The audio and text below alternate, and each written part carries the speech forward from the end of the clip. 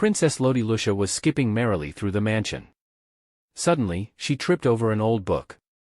It seemed to have chosen the right person and opened the clasp itself. The contents inside were also very strange. It foretold that in 8 years, a dark-haired princess with the same name as the little girl would die of a strange disease. Then a white-haired girl named Dahlia would take her place as princess. No one in the kingdom would suspect this because the existence of the dark-haired princess had been hidden since she was a child. So it was talking about me. Hoo-hoo, I'm just a kid, I don't want to die. The more Lodi Lusha thought about it, the more she realized it was true since she had stepped into this mansion. She was just looking for her mother but accidentally walked into an unexpected sign and ended up here. Immediately, a man with black hair and fiery red eyes appeared. Just like what her mother described, Lodi immediately called him father. He still held the same cold gaze and asked the child's name, then ordered someone to bring her into the mansion. Clean the room and take care of her, don't let her die. Even after being in here for 3 days, Lodi was still sulking about her father's attitude at that time. It's true that I'm very grateful for adopting a stray child, but I can't stand him. Lodi felt sorry for herself and missed her mother. She said she would have to say goodbye to Lodi soon, but she didn't expect it to happen so soon. Here I am again, having to be with the devil father, just as his name suggests, the head of the Proteum family who possesses the strongest swordsmanship skills that all enemies fear. So whenever Lodi accidentally ran into her father, she would run away at breakneck speed, thinking that her father must hate her. The little girl was determined to live quietly according to her father's wishes so that she could grow up quickly and live independently. However, when she accidentally learned about the future through the book, Lodi was so scared that she didn't notice the footsteps behind her. Suddenly, the book in her hand burned brightly and disappeared. At the same time, the Duke of Proteum's face appeared, looking very scary. Under the Duke's questioning, the clever little girl suddenly realized one thing.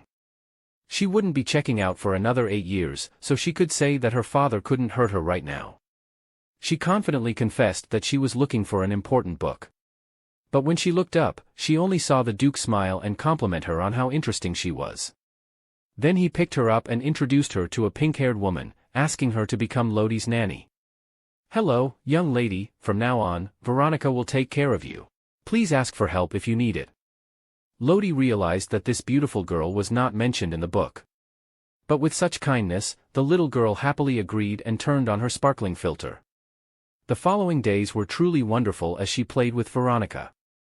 And at night, she was lulled to sleep with songs. Until one day, she was tired from playing and it was time to eat. Not seeing her father come down to eat, Veronica told her to eat first, as the Duke was very busy. The little girl became excited to eat alone without having to sit with her father. But as soon as she sat down at the table, the Duke immediately appeared. It was clear that he didn't want to miss the chance to meet his little daughter. This father wasn't as scary as Lodi had thought. From the moment he saw those eyes and that black hair, he knew it was his daughter. However, he couldn't be happy knowing that she didn't exist. In the following days, Proteum tried very hard to be close to his daughter, but she always ran away. "He must hate me, the closer I get to him, the more scared he gets. So it's best to approach him slowly." Indeed, this method worked very well as Lodi gradually got used to her father's caring gestures. She even took the initiative to run up and hug him. Every time they met, the father and daughter had a lot of fun talking. At this time, Lodi raised the book and said to Veronica, "Sister, read this book to me." Veronica felt embarrassed and felt that it was really cute. Then agreed to the little girl's request. Lodi thought to herself, "Sometimes I want to be spoiled too, because I don't get to be spoiled with my dad." The little girl even told her that she only had to read 10 pages if she was busy. Veronica happily replied that she was free and that she knew, of course, that she was her father's confidante, not an ordinary maid. Why would such a talented person be with her? Maybe Veronica likes her. At this time, Veronica is still focusing on reading the story to Lodi. Suddenly, the little girl said that she was not a bad person and that if she listened to the story of the devil, she would be a human. Lodi said she had known from the beginning. What was the problem? Veronica couldn't help but be surprised because it was something that only our kind should know. Although Lord Proteum had locked her up, there was no sign to suspect that she was of the family's blood. "I thought she was obviously human, so I didn't look into it." She said that this is an era where they are hiding more carefully, but there are still people who can recognize them. Then she continued reading. The scene at this time was peaceful, just like the scene when Lodi was still living with her mother. Suddenly, the little girl thought, could my mother be the winter witch? Then she shook her head, no, my mother doesn't fit the cold image of winter. There's only winter in the forest, so I've never experienced it before. My mother lives in a bright summer like I've read in books. As time flew by, she put the book down. Veronica then picked Lodi up and said, yes, Lord Proteum invited you out today, young lady. The little girl was surprised when she heard that. Lodi was immediately dressed in a very cute outfit. Veronica said that this time they would be buying some more beautiful clothes for her. Lodi felt that these clothes were already fine. Veronica heard this and said, but those are the clothes you've already worn. It's the first time you've gone out without wearing a new dress. The little girl didn't see any problem with that, and then Veronica carried her away. She said that Lodi could tell the Duke where she wanted to go. Suddenly, the two of them heard some maids on the other side talking badly about the little girl. They even called her shameless and said she wasn't her own daughter. Lodi was angry and then told her to put her down. Then she went straight to the two maids and said, what were you talking about so excitedly? Lodi couldn't let it go. She smiled and asked the two of them to tell her. Perhaps it was because she was also worried about whether or not she was her father's own daughter. Although the maid knew Lodi was her father's daughter, she always kept her distance. They always felt like they had a higher status. But Lodi was no longer a child. She asked them to say it again. The maids couldn't help but worry and said to each other, what to do? It's okay, it's just a kid, the person next to her replied, with Veronica there too, lady. The girl with freckles on her face replied, I didn't say anything special, young lady, you don't need to know. The maid thought to herself, she only knows how to be silent, even when I've ignored her in the past, so it should be fine. At this time, Lodi's face was cold. She knew that they had ignored her in the past, but she didn't want to use her father's status to solve the problem. Even if Lodi was not their biological daughter, as they said, the owner of this mansion had acknowledged and taken care of Lodi. She asked them, have you all gone mute? Or are you despising Proteum? These words made them immediately kneel down and say, no, not at all, but they wondered to themselves, is this that little girl? The maid quickly said that they were wrong. That moment was the first time she had felt the same kind of intimidation she had felt with the Duke. They thought Lodi was just a child who would be silent even if she was ignored, didn't they? She proudly said, all right, I'll go to my father. On the other side, the Duke was already waiting for her. He wondered why she was late. The little girl said as she walked, I won't be like this in the future. She thought to herself, I can't let him get angry. The Duke was thinking that she was wearing the same outfit as before and said, let's go quickly. Before leaving, she turned to look at Veronica. Why wasn't she coming with them? The Duke continued, today, it's just the two of us. Veronica has something to do. So she waved goodbye to Veronica and thought, I'll definitely ask Veronica to come with me next time. Lodi got into the carriage, feeling excited because it was her first time riding in a carriage. She had never thought she would be able to leave the forest before. It was amazing to be able to go out like this. Lodi wanted to know more about the world outside. Then she sneaked a peek at the Duke. Since then, her father and Lodi had become closer, but since her father was always busy, this was the first time she had been alone with him. There were only the two of them, except for dinner. Suddenly, he asked her, are you still healthy, my child? Lodi replied, as you can see, father. If you're curious, you can come and see me. To be honest, if it wasn't for my mother's job as a maid in the past, why wouldn't you take good care of me? He felt that he had to probe her. That was right, back then Lodi simply thought of him as her father. It was because Lodi's mother had told her so. If so, what about her father? She gasped, the question the little girl had thought of when she first entered this house. How was her father going to treat her? Why was he keeping her in the mansion? There was no reason for her mother to lie, but what about her father? She spoke directly, Lodi doesn't know if she's her father's own daughter or not. These words made the atmosphere heavy. At this time, she couldn't help but gasp and cover her mouth, feeling like she was digging her own grave. The Duke then said, so you're thinking that I'm not your real father? Why would that be?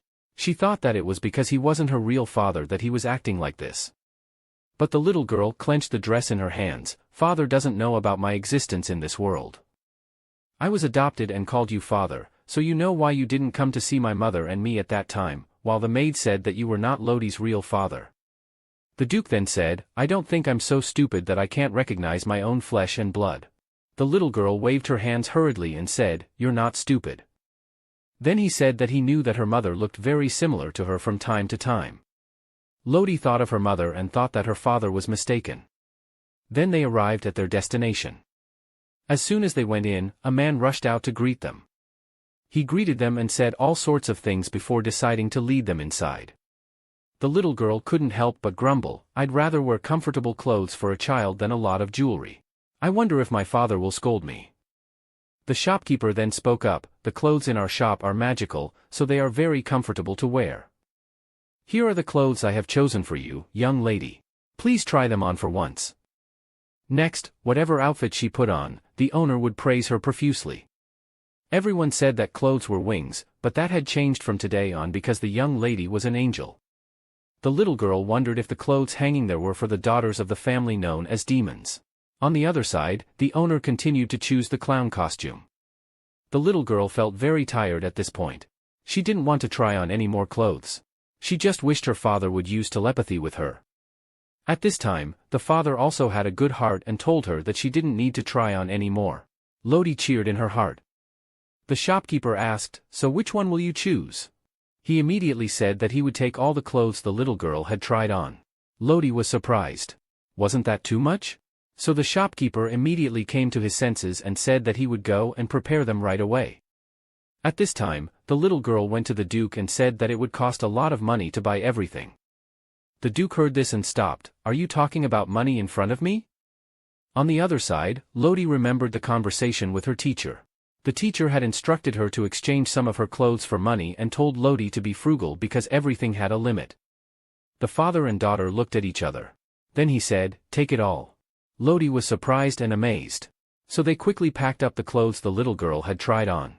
In the end, she still had to follow her father's wishes. Lodi sat on the chair. Since it was time for the appointment to end, we should go, right? The owner on the other side couldn't help but continue to praise how could the little girl be so cute?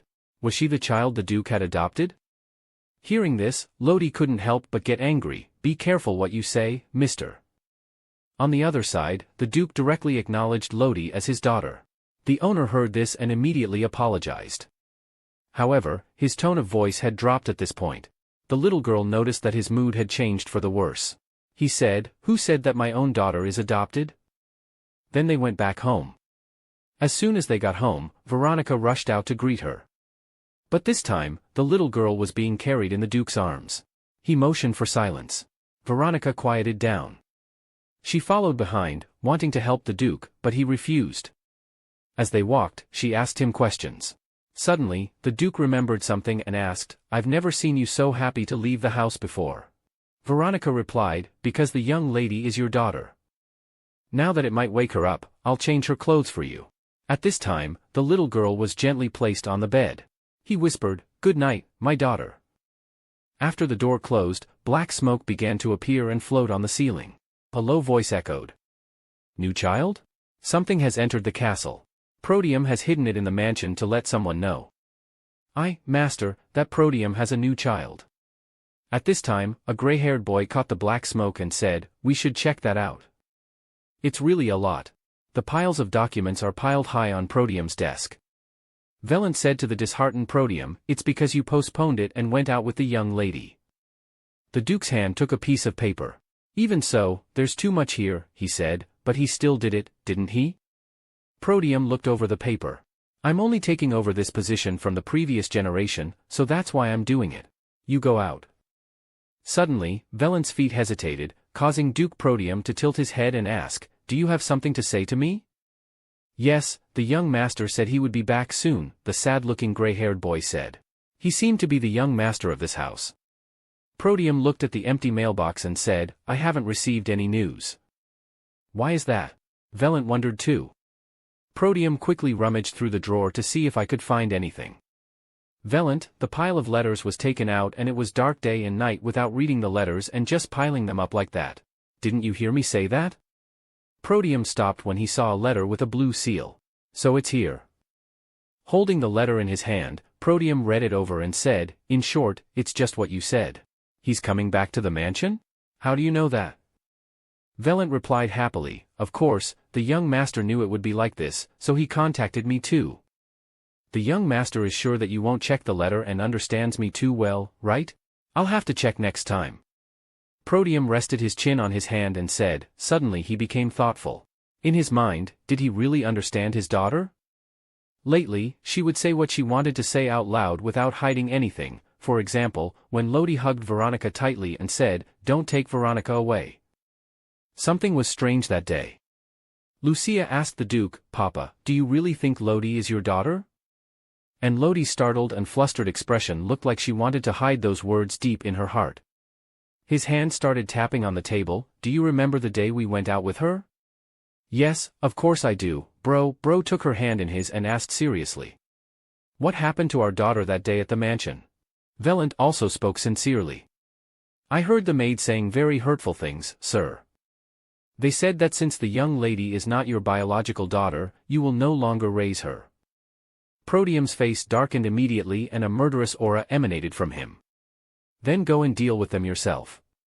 Proteum thought to himself, I was afraid that suddenly approaching her would make her run away, so I was always very careful, but I didn't expect things to turn out like this. I need to make her realize that she is my biological daughter. Rumors seem to be fine too, he thought to himself and said. Why, sir? Velant still didn't quite understand the Duke's meaning. Proteum continued, don't people always like dramatic stories?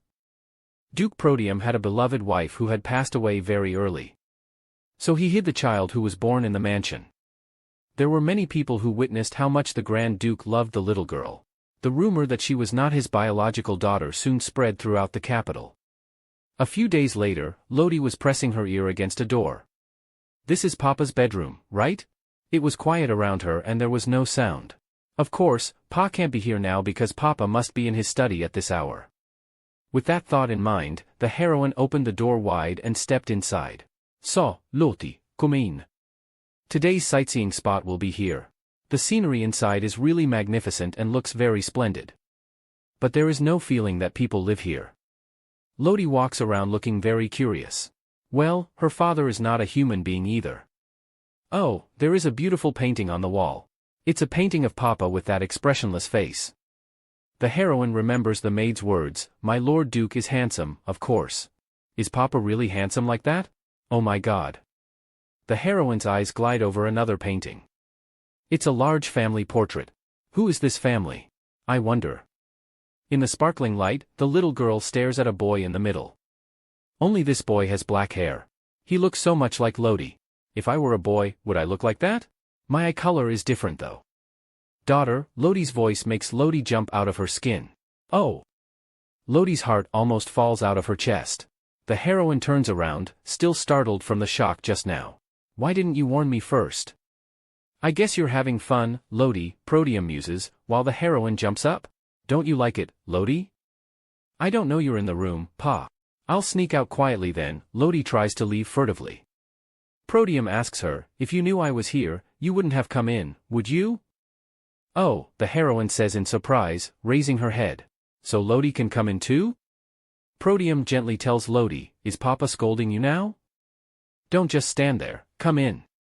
The Duke invites the little girl in very gently. Lodi comes in and sits Guagua. So what brings you here? I just came here, no reason at all.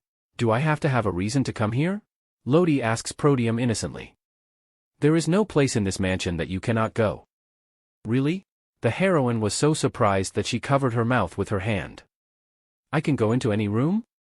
Even if the room is locked, if my room is locked, you've already come in, right? There's no room you can't go into. Hey, are you mocking me or something? Knock knock, a knock came at the door from outside. My lord, I'm here. The young lady is here too. Velant suddenly beamed. No wonder you told me to bring dessert. Lodi was a little excited when she saw Velant holding food. Dad told you to bring snacks? Yes, I guess he was thinking of the young lady, that's why. I clearly said I hate being called a little girl. But the heroine ignored Velant. Velant lost points earlier, so there's no way he's getting in. Eat up, son, Papa said. Damien flinched as the spoonful of jelly approached his face. Me? Lodi extended her nose out. No one else, of course. There's also me, the heroine added, but Velant ignored her. Velant had lost points earlier, so he was out of the running. My arms are killing me. Why won't you open your mouth, Papa? The little girl asked in a voice laced with exasperation. Do demons also have dessert preferences? The little girl asked, her voice trembling. Velant panicked. How did she know he was a demon? Damien hesitated slightly but still slowly opened his mouth. Is that all? He took a bite of the cake and gently wiped his mouth. The heroine was happy. Thank goodness, now Lodi's hands are no longer tired. Velant blamed Damien. Damien, you should have eaten quickly for the young lady earlier. You've made the young lady's hand sore. Damien's face darkened and he glared at Velant. He immediately panicked. I apologize, my lord. Duke Damien immediately turned back to chat with the heroine. But why did you say I was a picky demon? My daughter knows nothing about demons. Lodi quickly replied that they are beings without blood and tears. That's not wrong either, Damien said, resting his chin on his hand. Or how about I exclude Papa? Lodi said with an incredibly cute smile. Velant quickly spoke up, me too. Exclude me too. The heroine giggled and then tilted her head in thought. But that's all I know. The only information I have is from that book.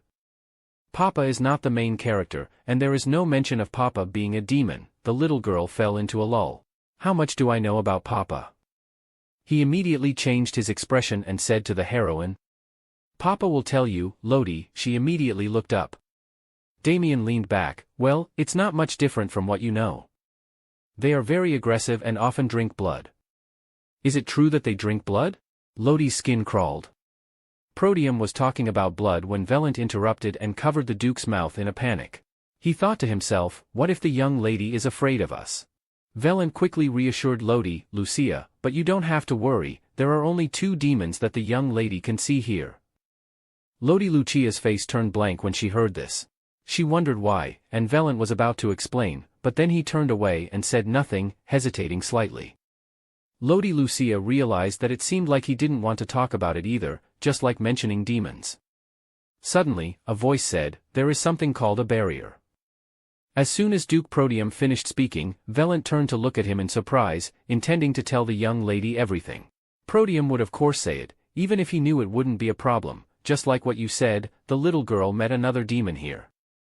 But Velant thought that after all, the young lady was a human being, and that was a human thing after all, and you couldn't know in advance if you were going to die, could you? Lodi Lucia felt uncomfortable when she heard this. She pouted her cheeks.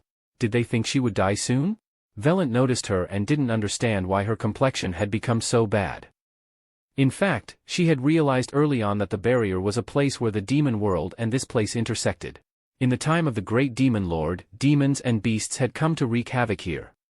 The Disaptio barrier was formed and repelled them, Lodi Lucia recalled. It seems that the story Veronica once told about people who could see ghosts must have happened before the barrier was formed. So how can Dad be a demon? Could he have been here before? The little girl asked the Duke. If Dad is still here, then it seems like there must be some way. Duke Proteum replied, yes, of course, it's thanks to a method. The demons had erected a gate called the Gate. Speaking of which, Lodi wondered, if there is a gate, why can't the demons come and wreak havoc like before? And only a select few can pass through it. And according to Veronica, Proteum's influence is also immense. If he can get that body, then it would be very easy for Dad to ask permission to pass through the gate. That is also the reason why the Duke can be in this world, because the gate is under the control of the Fodi family. Without Proteum's permission, people from the demon world will never be able to warp to this place. But even though he has a low birth because he was born from a demon beast, he is the master of the gate and has power equal to that of the demon king. That is why, no matter where he is, Damien is called the Monster Duke. A moment later, Lodi Lucia lay comfortably on the bed, rubbing her hungry stomach. I'm so hungry. Then she jumped up. I wonder why Dad is in the room. It seems that Dad just wants to work here instead of the study at this time. Oh, right. The child in the picture, who is he? The picture at the time was of a family with special blonde hair, but there was only one child with black hair and red eyes. That made her curious. Surely Dad would know. Lady Lucia toddled over to the Duke's side. "Lodi has a question, go with me." She took the Duke's hand. Going to the front of the painting, she asked, "Lodi has a question, who is that?" The Duke looked up. Then replied, "That's me." Lodi heard this and her head was filled with questions. She turned back and asked again, "Who? That's so absurd. I don't know if I can say this, but I thought Dad just appeared out of nowhere." The Duke just laughed at her innocence. Although he was not born by his biological parents, he had foster parents who took care of him. This made the little girl suddenly remember the story her father had told her earlier. Demons can be born in two main ways. The first way is similar to humans. Demons will be born from the love between a man and a woman, but demons lack the emotion of love. So this case is very rare. Therefore, most of them will be born in the second way. That is, to be born from a demon beast, but the child will not be cared for by anyone and will become as ferocious as a beast. Later, it will be even more difficult to find someone to protect them. Therefore, Damien's luck is really very good. Even though he is a demon child, he was still adopted by humans. Lodi asked, "So they are just Dad's parents?" The Duke explained, "Yes, that's right. This is my brother, my mother's biological son, and also the heir of the Proteum family. And the question is, why did he become the Duke?" Going back to the time many years ago, when the old Duke was sick and lying in bed, he said, "The previous Duke also had no children or siblings. I heard a lot about you from my grandparents. I hope you can forgive me for my unintentional mistakes because of this weak body. You are still the same as the first 2 times we met when I was young. I have something to ask you. Back to reality, since I am a demon. The successor should have been a human, but I don't want Proteum to fall." Lodi could also feel the tone and expression in his words. That her beloved Duke cherished these things so much. Those who called him the Monster Duke did not know this side of him. He also has such a kind heart. In fact, Dad loves Proteum very much. That's what the little girl concluded after listening to the Duke's story, and it was true. The Duke smiled. Using the word love to describe it would be an understatement, Lodi wondered. Even if the whole world collapses, even if anything happens, it will be very difficult for me to come back. I have disappeared, but if something happens, where can I go back to? Scene change. Veronica said, "Young lady understands her mother very well. She didn't go looking for anything either, so why did I come all this way?" The Duke looked at the book on the table and realized it was a children's book. Veronica continued, "We humans are different in terms of physical development, but our brain development is far superior. However, the young lady is different. I also want to find out why. Didn't I say that she is as lovely as a young lady, as a child? She is very different from the demon world." This made the Duke feel a little suspicious. Is she really like a child? A child who has to leave her family for the first time doesn't go looking for her mother? Being stressed from not being able to adapt to the environment to the point of sleepwalking but not showing any emotions.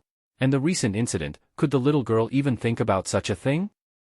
If a child does not have magic, then they should not be affected by the demon blood at all, right? Although not really mature, she sometimes has very mature thoughts. That is the influence of the demon blood. So she had imagined to some extent that she would never see her mother again, but how could she escape from the forest? Lodi lowered her head and thought deeply. Then suddenly, a hand appeared and touched her cheek. Family is the strongest fence in the world. However, this is completely possible for memories that have been formed for so long. I didn't have time to share with her before. I always used blood as an excuse. If I said that the little girl received love from her family, it would be a lie. These are the things the Duke thought. Just like me, I hope this is also a place where my daughter can come back anytime.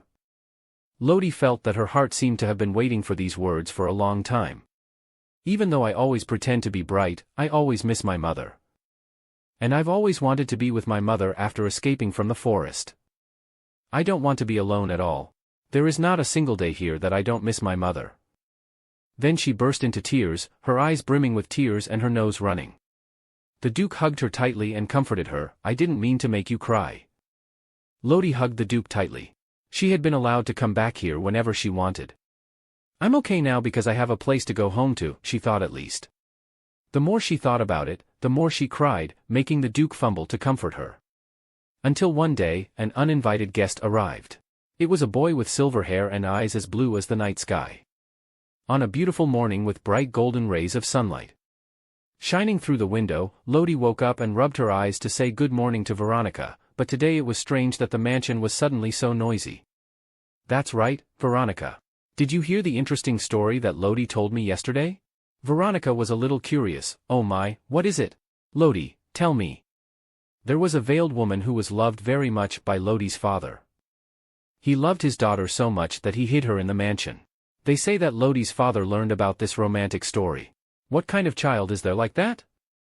Veronica felt that this story seemed similar to the young lady's story. She asked the young lady who those maids were. Well, it's getting cold, so let them take a break from work. But it seems a bit noisy today, doesn't it? Lodi said. Veronica replied, it has to be like that, so I'm cleaning up all the rooms here. Hearing that, Lodi wondered, if someone is coming, wouldn't there be a guest room? Veronica looked stunned, not expecting the young lady not to know that. Lodi was curious to know who it was, and Veronica just said that the person could be considered the young lady's older brother. Lodi was surprised that was impossible. She jumped up and ran away. There was no mention of the adopted daughter having siblings other than herself. Going to the stairs and looking down, she saw a boy with silver hair. That was her brother, the one who didn't appear in the book, right? And introduced to the young lady, this is Bihan, who will be the little princess's older brother, the boy said. It seems like I shouldn't believe that Dad brought a child home, and even called her a princess, he said. Lodi walked down the stairs and felt that this boy was not at all well-intentioned, but even more hostile. But what did she do? Lodi immediately turned and ran away. The night fell quickly. Lodi was now sitting on the bed, thinking back. Why did I run away just then? I'm the only one who believes he hates me. And even at dinner, I couldn't talk to the Duke. That made her feel upset. Is Dad busy? Or is it because his son is back and he doesn't need me anymore? I'm just feeling sad. Anyway, I'll probably be fine after a night's sleep. The next morning, Lodi whined to Veronica, asking if she was close to Bihan. Well, forget about it. I think it would be better to go out for some fresh air. But who would have thought that she would run into him right away as soon as she went out? It's really like avoiding a melon rind and hitting a coconut. She was about to run away when Bihan appeared right behind her at some point, a strand of hair in his hand, and said, Strange. Lodi immediately pushed his hand away. What are you doing? The boy continued, no matter how I think about it, it doesn't seem like Dad's taste. He doesn't prefer platinum hair to black hair, or blue eyes to red eyes. But I don't understand why he's here in the mansion. Lodi was confused. What are you talking about? You're making Dad sound strange. You've been talking nonsense since just now. Those things don't matter because Lodi is Dad's daughter. Lodi is not talking to you. Bihan looked at his hand and muttered, so it seems like it's not going to be of any use. I wonder why Dad let me in here. Lodi was about to turn away, but then she suddenly rushed over and poked him. You've been talking nonsense since just now, what kind of preference and what kind of benefit? Lodi is Dad's daughter, there is no reason at all. It seems like there must be a reason, right? Bihan replied, of course, because I'm special. Lodi thought about Bihan's words. They sounded like this, I'm different from you, someone who came here from the outside. Scene change, Bihan went back to his room. It was still the same as before, not even a speck of dust. The boy felt lucky that he had contacted Velant in advance. It's just that I didn't expect it to be true. In the past, Dad has always put the Empire's work first. And the work of the demon world is assisted by me. But recently, the amount of work assigned to me has suddenly increased a lot. Bihan walked around in circles, feeling uneasy. Because this is the first time something like this has happened. He wondered if something had happened to Dad. I hid my hand in the mansion as a precaution. A dark shadow appeared and spoke. There is a new child has arrived in Proteum. These were the events that took place a few days ago. Now, Bihan sat on the chair in a daze, sighing. Dad put all the work on me like this, and when I came back, I found a strange little girl called the princess. Suddenly there was a sound outside. He quickly opened the door wide and ran out to look. Surely I'm not seeing things, where is he running to? That way is just the main gate. And he was trying to leave the house just now, wasn't he? Bihan turned away. I want to stay here at all costs. But he is thinking of leaving Proteum. Because of that? But now the main gate is closed. If he wants to go out, he won't be able to. It's just a waste of time. It's not something to worry about. Time just passed by, the rain outside was pouring heavily. The boy woke up and looked out onto the open balcony. He wondered if the little girl had come back yet. But then he thought it was none of his business. If he can't get in, he'll get caught in the rain. Why should I worry about that? She's the one who stole Dad's love. Bihan lay sprawled on the bed. So what if it rains? It's not going to kill him. But the child is a human with a weak body. If it rains, she might even die. In the end, he decided to go look for Lodi. And Lodi was sitting under a tree in the pouring rain. It was raining heavily now, and she was sheltering under the tree. What's wrong with me? The little girl wondered to herself after a while. I was very angry about Bihan earlier. But I couldn't hit him, so I ran away and tried to calm down. But just as I was about to go back, it started to rain, making me feel cold. The mansion is too far away from here, so she decided to sit and wait for the rain to stop.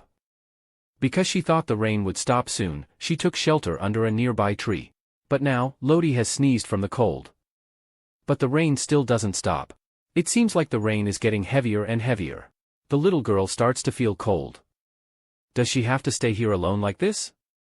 Even if she goes back to the mansion when the rain stops, Bihan will be back. Won't she be alone again? She hugged herself sadly. What if the rain doesn't stop? Veronica doesn't know I'm in the garden, so there must be no one around. Suddenly, a voice came out. So you're here. The little girl looked up to see Bihan, the boy who was also wet. Before she could understand what was happening, the boy threw her a coat. Bihan looked at Lodi and thought to himself, she must have been standing under the tree. He is not as wet as I thought, thank goodness. If the person my father loves so much gets sick from the rain, it will be a problem. Then time passed, the sunset fell, and the rain finally stopped. The little girl ran after Bihan, thinking, he's not much taller than me, why is he walking so fast? Bihan cursed the little girl for being slow and turned to look at her. Finally, he sighed and slowed down. The little girl had finally caught up to Bihan. And stood behind him, looking at his back. He was even wetter than she was. He went out in the rain to find me? Could it be that Bihan doesn't hate me that much? Just like I misunderstood Dad, she thought. But right then, Bihan said firmly, I hate you. The little girl bristled at this. So that's it? Bihan continued, I tried so hard to be with Dad, how could you easily take his place? Veronica ran up and saw this. Bihan turned and walked away. Veronica asked the little girl how she got so wet, saying that she had gone out into the garden and that she should have come in when it started to rain. The little girl just listened obediently to her. Bihan turned and said, I'm going in first. She looked at his back and thought, but Bihan is the one who gets cold more easily. Then the scene changes to that night. Lodi suddenly opened her eyes in her sleep. She was startled to see her best friend standing in the hallway. Lodi was already asleep, so why was she here? She looked around and it looked like the hallway in the main building. She turned back and forth. So Lodi tiptoed back. Suddenly, she heard the sound of someone talking. She couldn't help but go closer to the sound. From inside, a voice came out, so what's the problem? What is that girl after all? She heard her father's voice with Bihan, they were talking to her. The little girl remembered the story of the adopted daughter in the book, which made her very angry because she felt resentment when others had something she couldn't have. Bihan felt the same way at this moment, even though he knew it, his words still stung her.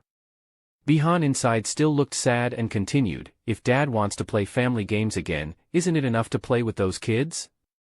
Lodi immediately startled, family games? No, Dad can't think like that. Her hand clenched tightly, but even if Dad didn't see her that way. Then she was still the one who was hated by her own family to the point of being called a family game. She ran away in a daze. And the Duke saw her too. She was running away, looking for a hand to reach out and grab her. The Duke watched her, confused. Lodi immediately hit the Duke and burst into tears, I hate you, Dad. You said this would be my home, but isn't there a saying that once the stone rolls away, you know where to go home? The Duke replied sadly, I hope you can tell me why you hate me. The little girl replied directly, you said this would be Lodi's home, right? But my family doesn't welcome Lodi. The Duke hugged her, picked her up, and comforted her. You said you weren't welcomed as a daughter? You said it was Bihan, right? At this point, the Duke had a general understanding of the situation. He told the little girl not to worry about Bihan. Hearing this, the little girl felt like he was an irresponsible father. The Duke laughed and said, "Let me explain the misunderstanding between us first. First of all, Bihan is not my son. To be precise, he is not an adopted son either." The little girl was confused by this. In the following days, the little girl still found it hard to understand that Bihan was not her father's son. But how can I not care? She took down the book and jumped off the chair, unless someone disappears. What's the difference if we live in the same house, she wondered to herself as she placed the book on the table. Veronica still hadn't arrived. At this moment, there was a knock on the door. Lodi jumped off the chair and ran out excitedly. But the person on the other side was Bihan. He was also surprised to see her. Bihan then stepped inside and closed the door. Bihan exclaimed, "How could she be Dad's daughter?" Veronica asked, "What's the matter?" The boy couldn't help but ponder, there are a lot of problems.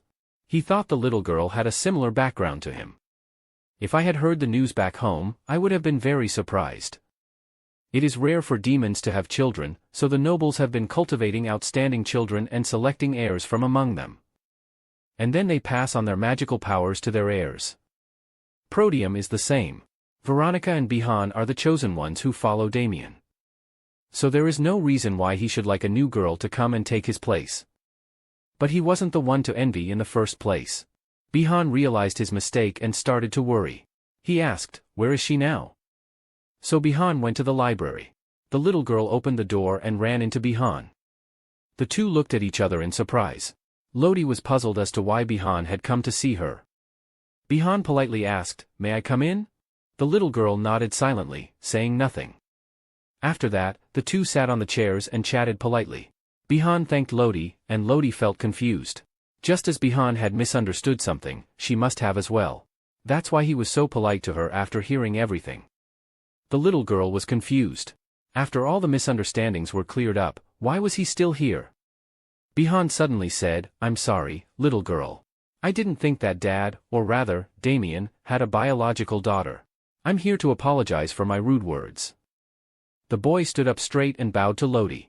Lodi, not used to it, said, "Stand up, Lodi. Don't worry about it. It's okay."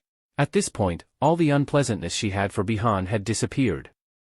Lodi continued, "Even when Lodi said it was okay, even when he misunderstood her, he still waited for the rain to go find her." Bihan smiled and said, "Thank you for accepting my apology. I hope you'll forgive me before I leave." The little girl was confused.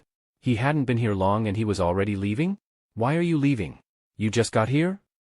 The boy replied, "Because Lord Damien said I need to go back." The little girl still couldn't understand.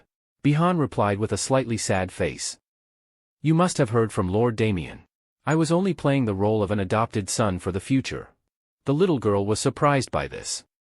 "Because my father is a demon, no matter how long he lives, he must follow the human lifespan. In that case, the duchy's territory will belong to the royal family in the next generation." The boy continued, "But Lord Damien also has no intention of getting married to have an heir, because he doesn't want to raise a human child himself. So that hassle is up to me, the adopted son, to choose a suitable human, raise him, and hand over Proteum. But now that you're here, there will be no need for Bihan." Lodi finally understood and felt guilty for some reason. After all, Bihan is considered my father's son, so he has to come. So he was worried he would have to leave because of me. The boy replied, "Don't worry, I'm sure I won't go back to the Empire anymore." The little girl still didn't understand. "In the Empire, I will be considered dead or deceased. So you won't feel uncomfortable because of me in the future." Lodi was immediately shocked and stunned. She didn't mean it that way. Although she didn't need siblings, she didn't want to take Bihan's place, even if it was an arranged one. Lodi reached out and took Bihan's hand, saying, "Don't go. Can you stay and live with Lodi as her brother?" She wondered if she could have a son. Bihan couldn't help but look away and remain silent. The little girl asked, "Don't you like to be Lodi's brother?" The boy quickly replied, "Of course not, but I'm really not adopted." Lodi took his hand and said, "What does that have to do with it? Everyone knows you're adopted." Seeing him hesitate, Lodi thought, or maybe he really doesn't like being my brother. I don't need to force him either. The little girl felt a sense of loss as she looked up at Bihan. Bihan thought to himself, I misunderstood and hated him, but he still accepts me. Looking at the small hand holding his, he thought, I'm just following my role. There is no concept of family between my father and me, although I don't understand that concept yet. But I really crave it, he thought. So he kissed Lodi's little hand and said, I lose. He smiled gently at the little girl, his sister. Can I call this family, he wondered. The next day, the little girl was surprised to hear that Bihan had returned yesterday. She felt like he had broken his promise. Didn't he agree to be Lodi's brother? Her father told her, he has something to do, so just go. Lodi wanted to say something more, but her father replied seriously, he has to finish the work he was assigned. Besides, didn't something happen between you and Bihan? The little girl clenched her fist and said sullenly, that's true, but we made up. She started to think negatively again, maybe Bihan didn't want to be Lodi's brother after all. Suddenly, a black smoke appeared and a voice said, no. The little girl startled and looked over, then hid behind the chair in fear. Oh my gosh, what is that? But it just reacted to Bihan's story, right? She asked cautiously, who are you? Do you know Bihan? The dark shadow replied. He is my master. It continued, master likes Damien's daughter. The little girl wondered, isn't that me? If Bihan is your master, then you can probably pass on my message to Bihan, right? It replied, yes. Lodi thought for a moment and then said shyly, then please pass on a message for me. She said that Lodi was very happy that he had become her brother. The little girl smiled brightly. So you are also Lodi's brother here. Bihan received the message. He smiled happily, okay, my little sister. A few days later, the little girl was walking with Veronica. The little girl asked them to play hide and seek. Lodi would go find her, so Veronica ran off happily to hide. The little girl covered her eyes and counted, ready? I see you. Let's go find you. She started to look everywhere. Suddenly, there was a rustling sound behind her. She ran over quickly and when she looked out, she shouted, found you, Veronica. Although the little girl also found it strange, she had explored the mansion many times before, so there was no reason why she couldn't find it. But the person who appeared was Bihan. He scratched the back of his neck awkwardly and said, it's been a long time. The little girl was happy, what's going on? I heard that you went back home. Bihan replied, yes, I'm back here. Because I promised to stay here and be Lodi's brother, I had to hand over my work to someone else. The little girl finally understood, so that's why you went back home. Bihan was confused, didn't Dad tell you anything? Then he asked why she was alone. The little girl told him that she was playing hide and seek with Veronica, and she asked him to join her. Then Lodi whispered something in his ear, asking if he could use magic. Bihan laughed, making Lodi confused. He said that it was very difficult for him right now because he couldn't use magic here. Lodi went back to Veronica and asked, did you hear what he said? Why is that? Veronica replied, not everyone can't use it, but their power is halved because they are far from Disanioptium. The little girl heard that it was because of the connection that they could go through the gate, but instead, their power would be controlled.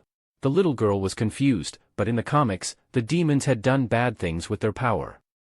Bihan also spoke up, that's why most of the people in the stories are not demons. The little girl asked, are you done yet? It's been a long time since Bihan has been back to the mansion. He comes to my room almost every day, doesn't he? I miss the past. Bihan used to visit her room every day, and she was well taken care of there. Could it be that he feels guilty about something from the first time we met? He said he would bring a good car too. The little girl remembered the other comic book. In the comic book, Bihan would be the Prince of Proteum. The family of the main characters is also wrong, so the book can't be real. The ending where the world is destroyed by demons is too ridiculous. The little girl thought in a positive way. Just ignore that book. Let's say that the main characters aren't just me and my father. Their existence is fine as long as no demons appear. Then there's nothing to worry about. The little girl wondered again, if they're not demons, then who are they? They must be half-bloods. The little girl was surprised, half-human, so they can't control their demonic power, and that's why it keeps happening. And it will be spun into the violence of the demons. The little girl couldn't help but remember that she was a half-blood. Could she become violent too? Veronica replied, you don't have any magic power, so you're fine. The violent ones won't be in danger either. Only the people around them will be. Lodi heard this and tried to be happy. The fact that I don't have magic power isn't even for sure. I'm not sure if I'm my father's daughter. But my family knows that and accepts me. The little girl asked, even if I don't have magic power, we're still family, right? Bihan replied, of course, you can't tell me not to be your brother anymore. Veronica also said, that's for sure. No matter what anyone says, you are still my lady. The little girl was surprised, and then she smiled happily. Look, people's hearts are really greedy like that. At first, I was satisfied just to have my father's care. But gradually I wanted something bigger. The book was just an excuse for me not to accept a quiet life. I want to build this place I live in a really strong way. My Proteum is Lodi's home. Proteum crossed his legs and declared calmly, today's noble meeting will end here. He thought to himself as he wrote, even though it wasn't something he had to do before, after he dealt with the problem. I even took on the task of reporting to Proteum. I encouraged myself to get through the day. Finally, he breathed a sigh of relief. It's time to leave work. He instructed the assistant next to him, please write down the results of today's meeting and report them to His Majesty. The other person replied, yes, sir. A few nobles whispered to each other, he didn't report directly today, did he? It seems to have ended earlier than usual. Someone who knew the story replied. It's probably because of the little princess that he loves like the apple of his eye. The nobleman pondered, the little princess? I think I've heard that too. If I use a child the same age as the little princess, can I create a relationship? Even though he's a bit scary, he's not a bad person, so I should be able to talk to him. If I can take this opportunity to build a relationship with the ducal family, our family can become even stronger. He thought smugly to himself. Anyone who is sensitive to these things will be successful. With that thought, he smiled and approached the duke. Proteum was lost in his thoughts. Once I finish work today, I can go home and see her for a while. The nobleman said slyly, so there are days when you have to go home right away. Proteum wondered and turned back. The other person quickly continued, you must be in a hurry to go home because of the little princess in that rumor, right? My daughter is about the same age as the little princess, so I understand why you want to go home so early. Proteum grumbled, if I knew that, I wouldn't have kept you here. You have no manners. He thought carefully again, no, if that's the case, he must know a lot about children. Maybe I should try talking to him. Proteum's interest was slightly piqued. The nobleman chattered on, so, Duke, can you reveal some TMI without having to hear me talk so much? Proteum turned away and didn't listen. Even so, he hasn't been very observant lately, and he's been acting more and more like a child. There's nothing to listen to. TMI chatter. If the little girl pays attention and does EGO, she'll be so cute. Hearing this, Proteum's footsteps suddenly stopped. That's cute? This question made him stunned.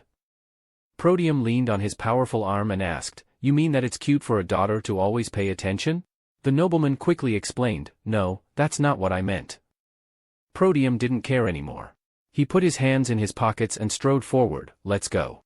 I'm leaving now. The other person was worried about whether the child would notice or not. As soon as they entered the gate, they were greeted with, Master, you're back. Velant wondered, what's going on downstairs? Proteum replied, nothing. Velant thought to himself, he says that, but he seems to be in a bad mood. He looked at him with a mix of curiosity and concern. He was not usually one to show his bad mood. Today, he didn't want to work either. Proteum leaned against the window and sighed. I've spent so much time working lately, and I haven't seen my daughter much. He raised his hand and looked at Lodi through the door. Proteum gloomily thought, as soon as I finish work, I'll rush to the garden. He wondered, should I just go? Velant was startled, where are you going? But the king stopped him immediately. I can't see the little princess today. Proteum walked indifferently and asked again, really? He opened the door and said with a smile, but I didn't ask for your opinion. Veronica covered her mouth in surprise and exclaimed, Miss. Her heart was filled with 100 flowers in bloom. So cute. Lodi heard this and smiled brightly, raising her hand in response, Veronica is also very beautiful today. Bihan smiled and reminded her, be careful not to fall. Lodi replied obediently. Bihan wondered to himself, but is there such a place in the mansion? It wasn't there before. Just then, there were a few crisp popping sounds. Bihan approached her and asked, "What are those shoes?" Lodi was having fun playing and replied, "The last time I went shopping with my father, the store owner gave them to me." Bihan asked again with curiosity, "With your father?" Lodi admitted, "I just went to eat delicious food too." Veronica asked gently, "What did you eat, miss? I'll ask someone to bring it to you." The little girl's head was also full of question marks. "It's the first time I've eaten it, so I don't know the name." Lodi put her hands over her mouth and reenacted the expression she had while eating the food, oh my god," and trembling too. Veronica covered her mouth and smiled, "What you mean is that it's cold and sweet, right? Our little lady is so cute." Lodi nodded, her eyes wide open.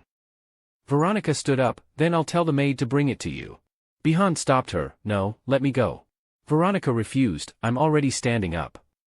"I'll be back right away, Mississippi." Lodi looked at him and had already felt it before. She rested her chin on her hand and asked, "Bihan, you seem a little embarrassed."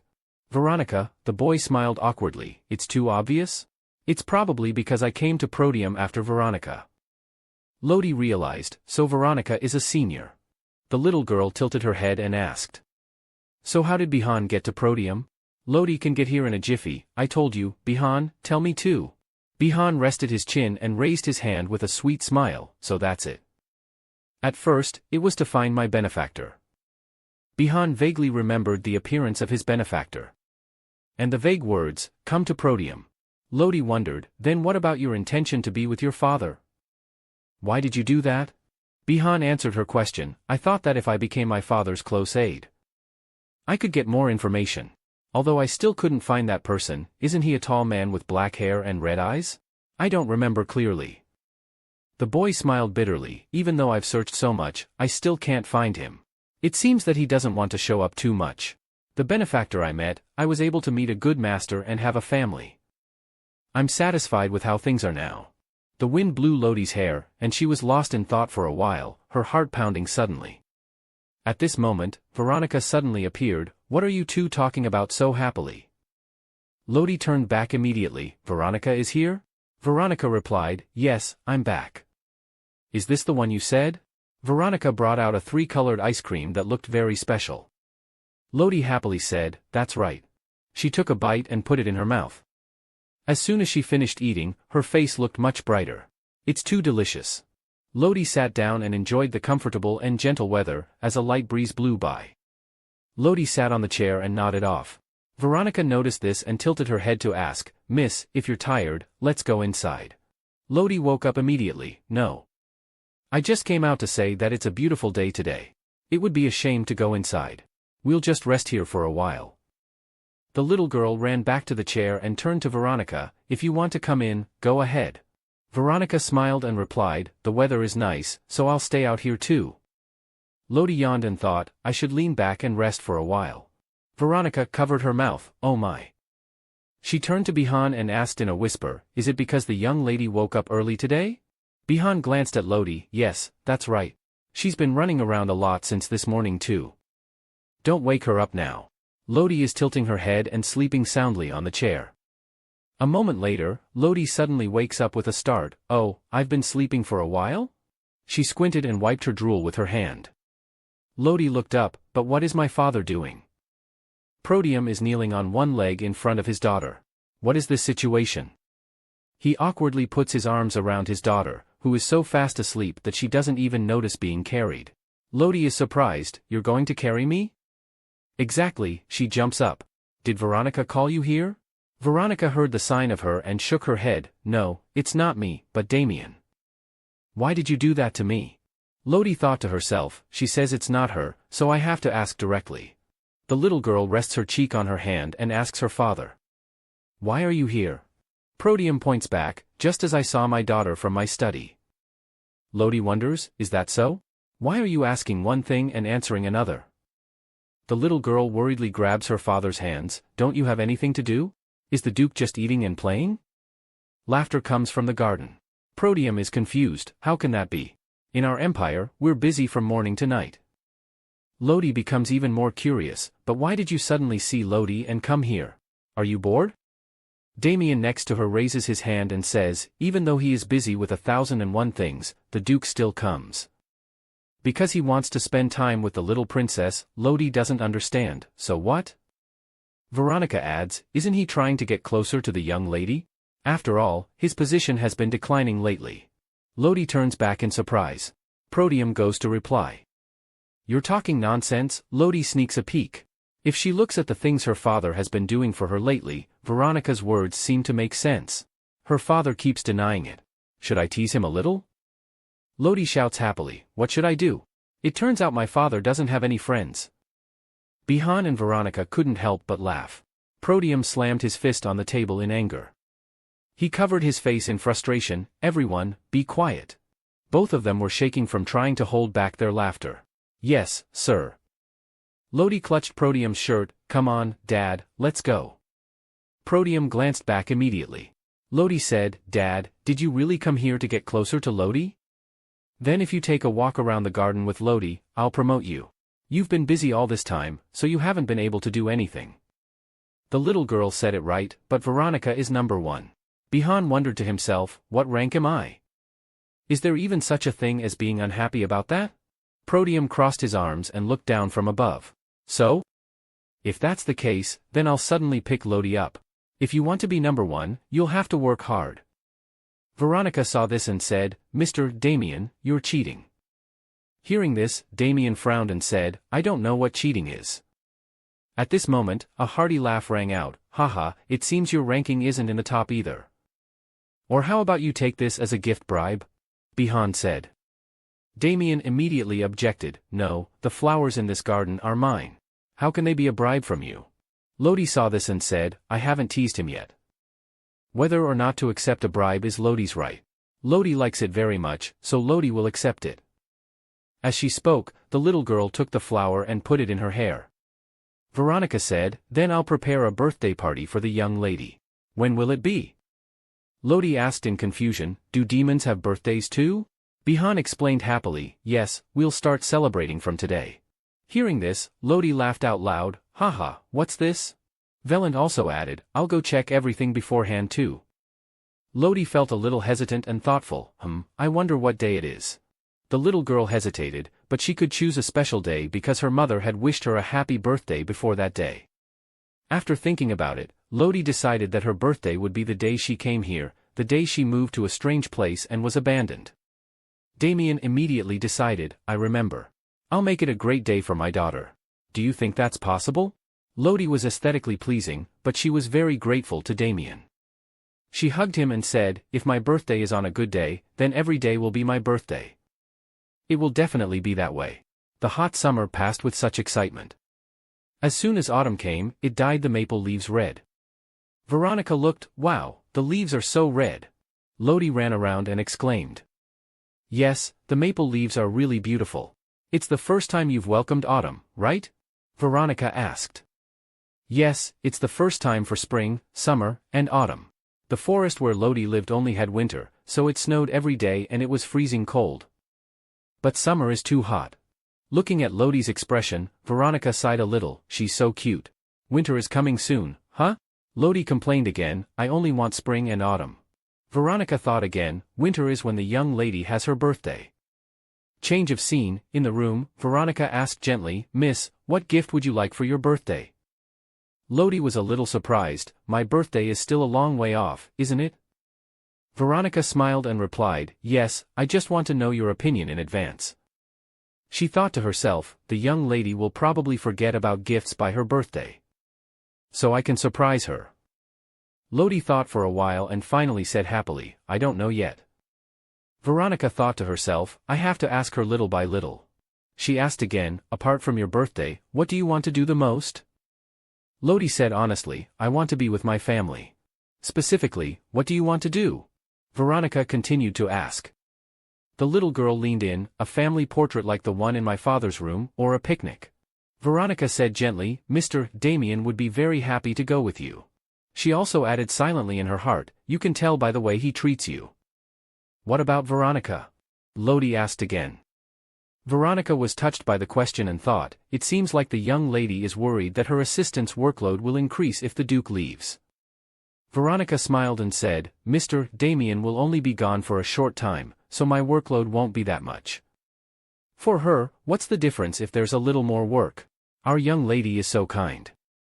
Lodi said, no, Veronica is also my family. Veronica should also come with us. Hearing this, Veronica finally understood Lodi's meaning. So I can also participate because I am the young lady's family. Veronica grew up in one of the wealthiest families in the demon world. She was always radiant. Well done, Veronica. Although this does not mean that it was a peaceful family, for Veronica, who was more outstanding than her siblings, this was not a problem. To Veronica, family was just people who were willing to stab each other in the back. The more she thought about it, the more discouraged she became, and she finally decided to leave that place. Therefore, for Veronica, family was something extremely fragile. But that definition has gradually changed a lot of things. Unconditional love. It's raining, let's go inside. Lodi said with concern. From then on, it was like a drizzle that soaked in for a long time. Yes. Back to the present, Veronica said hesitantly, the nanny is not in the family portrait. Lodi was surprised. What do you mean? Veronica smiled again and said, but if it's a picnic, I can probably come too. A few months later, Rooney came to the bedside gently. Waking Lodi up, she wished the young lady a good morning. Lodi was still sleepy. Ro, I just woke up. The little girl said in a low voice, good morning. Veronica continued excitedly, happy 4th birthday, my little princess. The servants outside started talking again. Although they knew that the Duke loved the princess very much, they didn't expect it to be this much. So, Your Highness didn't even organize a birthday party for himself? Of course, he hates noise. But I heard it's going to be very grand this time, right? From the time he fired those who looked down on the princess and went looking for her all over the garden, I knew it. Everyone at this time had the same thought, isn't the princess the one in power in the Duke's family? Lodi was now standing alone in the flower garden, admiring the scenery. When she saw someone coming, she greeted them happily. Bihan arrived, and he smiled and asked, you're not late, are you? He then approached and placed a kiss on Lodi's cheek, saying, happy birthday, Lodi. Here's your present. Lodi was immediately eager. Can I open it? Of course you can, Bihan replied. The gift turned out to be an adorable teddy bear, and Lodi was very excited. Bihan asked again, do you like it? Yes, I love it. Thank you, Bihan, Lodi exclaimed. Lodi couldn't help but be curious, but was there a place like this in the mansion? It was her birthday in winter, after all. She had heard that they had been building something for the past few days, and she had no idea it was a garden with flowers blooming even in winter like this. It was also as warm as spring. At this moment, footsteps approached, and a familiar voice rang out, then I hope you'll like my present too. Father, where is the present? Lodi asked curiously. Damien said proudly, it's right in front of you, my daughter. Lodi ran a circle around Damien to look for it. Is it behind me? Damien said softly, it's this place, the greenhouse. Hearing this, Lodi finally realized, her heart screaming wildly, so this place is a birthday present from father?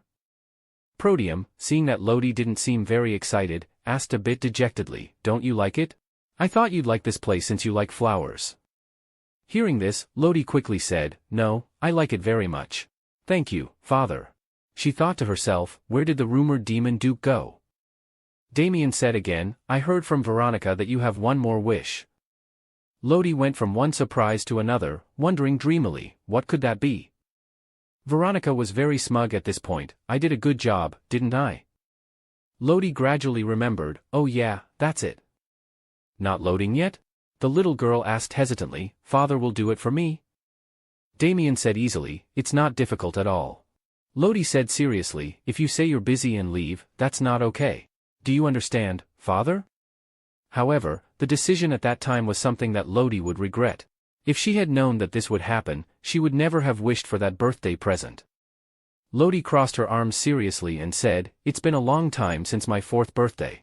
I'm not a child anymore. Having said that, Lodi was still a child. Veronica reminded her with concern, Miss, have you finished your snack? It's time to brush your teeth now. Lodi felt aggrieved in her heart. Veronica still treated her like a child. She repeated again, I'm not a child. Veronica was confused. Lodi declared proudly, I can do these little things myself. Veronica was touched, oh, are you sure you don't need my help, miss? Lodi nodded, of course. As she opened the door, Lodi saw Damien sitting on the chair. She asked, "Father, are you here?" "Yes, because I have something to give you," Damien said. Lodi was curious, "What is it?" Damien said, "The painter came here a few days ago and finished your request." Lodi's eyes widened as she looked at the thing in his hand. She remembered that a few days ago she had a personal request for him. Lodi thought to herself, "So he agreed to help me." Damien frowned and asked, "What is that?" "Let's see it together." As she spoke, Lodi opened the leather object, a portrait of her mother that she had asked him to repaint to preserve her mother's image while her memory was still clear. "Father," Lodi gave it to Damien, "this isn't something I ordered because I wanted it, is it?" Damien asked curiously. Lodi thought to herself, "I understand what you mean now, Father. Do you mean it's okay for me to give this to you?" She replied happily. "No, I asked him to make it as a gift for you."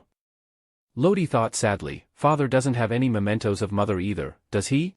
He has fewer memories of mother than I do." Damien stared at it intently. He carefully brought it to his lips and said, "Thank you, my daughter." Lodi thought happily, "I'm glad Father likes it." A butterfly suddenly flew in, and the little girl exclaimed, "Oh, look, a butterfly flew in."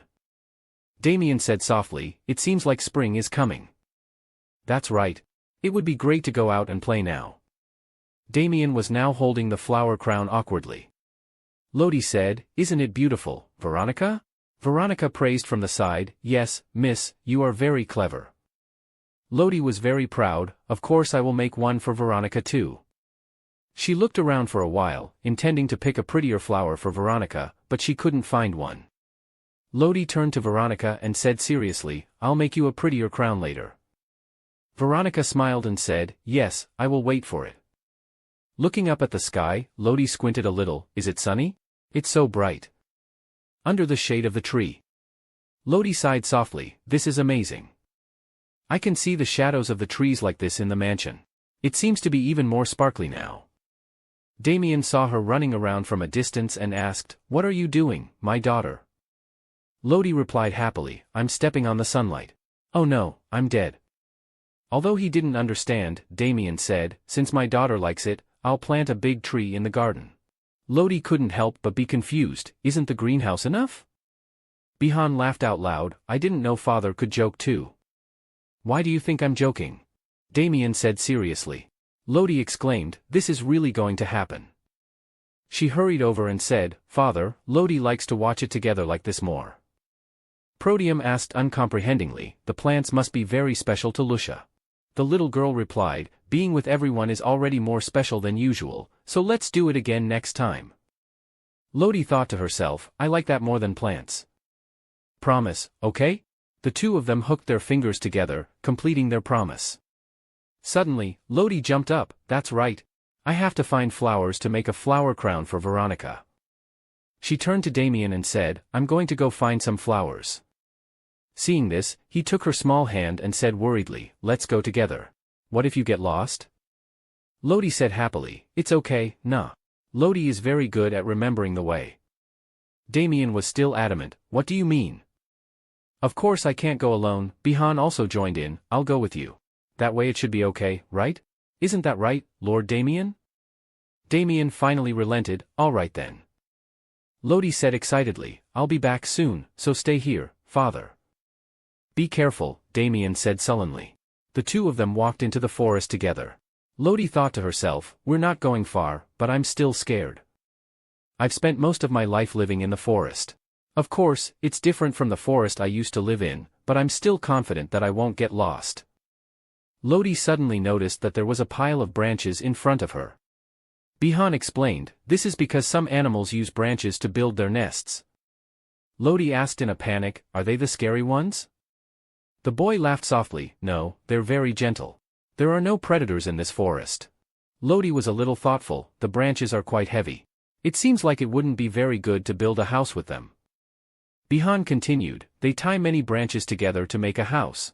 One branch is weak, but if you tie many branches together, it's quite strong. Plus, if you glue them together with saliva, it's even stronger." Lodi couldn't help but marvel at Bihan's knowledge. "Bihan knows everything, doesn't he?" The boy said modestly, "Oh, no, it's not like that. It's just that there's something like that in the demon world too, so I know about it. Oh, Lodi, do you like this one? It matches you.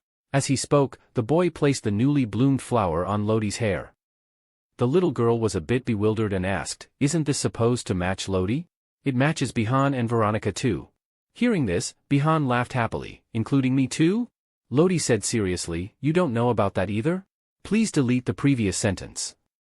Bihan asked again, do you want to go deeper? Lodi sighed and said, yeah. I haven't found any flowers I like yet. It's okay to go with Bihan, right? Or maybe we should go back? Alright, then let's look for a little more, Bihan said.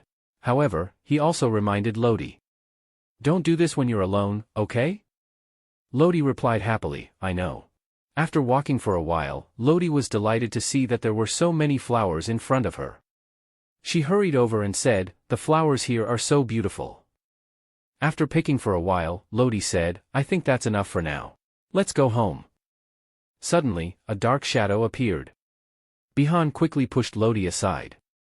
The sudden action made the little girl panic. What's going on all of a sudden? What is that thing? A dark shadow appeared in front of Lodi and Bihan. Bihan couldn't help but startle. A demon beast! Lodi exclaimed. Bihan thought to himself, taking down one of that size shouldn't be too difficult. I've subdued them before, and I know a lot about this beast since it's from the demon world. The problem is that its claws are poisonous, but until the poison spreads. I still have time. The boy turned to Lodi to reassure her, I'm fine, don't worry. Bihan's eyes turned cold, thinking to himself, I can't let that thing touch her. Even if it's just a strand of my sister's hair. There are quite a few suspicious points. But the first thing to do is to deal with this demon beast. Bihan just charged for a while, defeating the demon beast, leaving it as a corpse on the ground. Bihan couldn't help but sigh, the battle is over. My time with my sister is over too. I'm sure she's scared of me. I know what I look like now, but... Are you okay? Lodi suddenly spoke up, cutting off Bihan's train of thought. Bihan was a little surprised and asked, aren't you scared, Lodi? Hearing this, Lodi said seriously, I'm very scared. I don't know what will happen to Bihan, so I'm scared. The boy froze when he heard this. She's not afraid of me? Loading done, Bihan then smiled and said, how touching. I'm sure my sister is scared too. Let's go back. It's a good thing, Lodi urged Bihan at this point, let's go home quickly so we can treat the wound on your hand. At this moment, a rustling sound came from the other side of the bushes. Bihan immediately became alert, Lodi, go behind me. Hearing this, the little girl ran behind Bihan. It's not as big as the one before, but Bihan is injured. What is it looking at? The demon beast from before? Immediately after, the demon beast charged at Bihan. Watching this scene, Lodi was terrified. I have to help him. Bihan warned loudly, don't come near here. Lodi stammered, brother, I can't just stand here and watch. But what can I do? I'm so scared. Lodi's heart was pounding rapidly at this moment.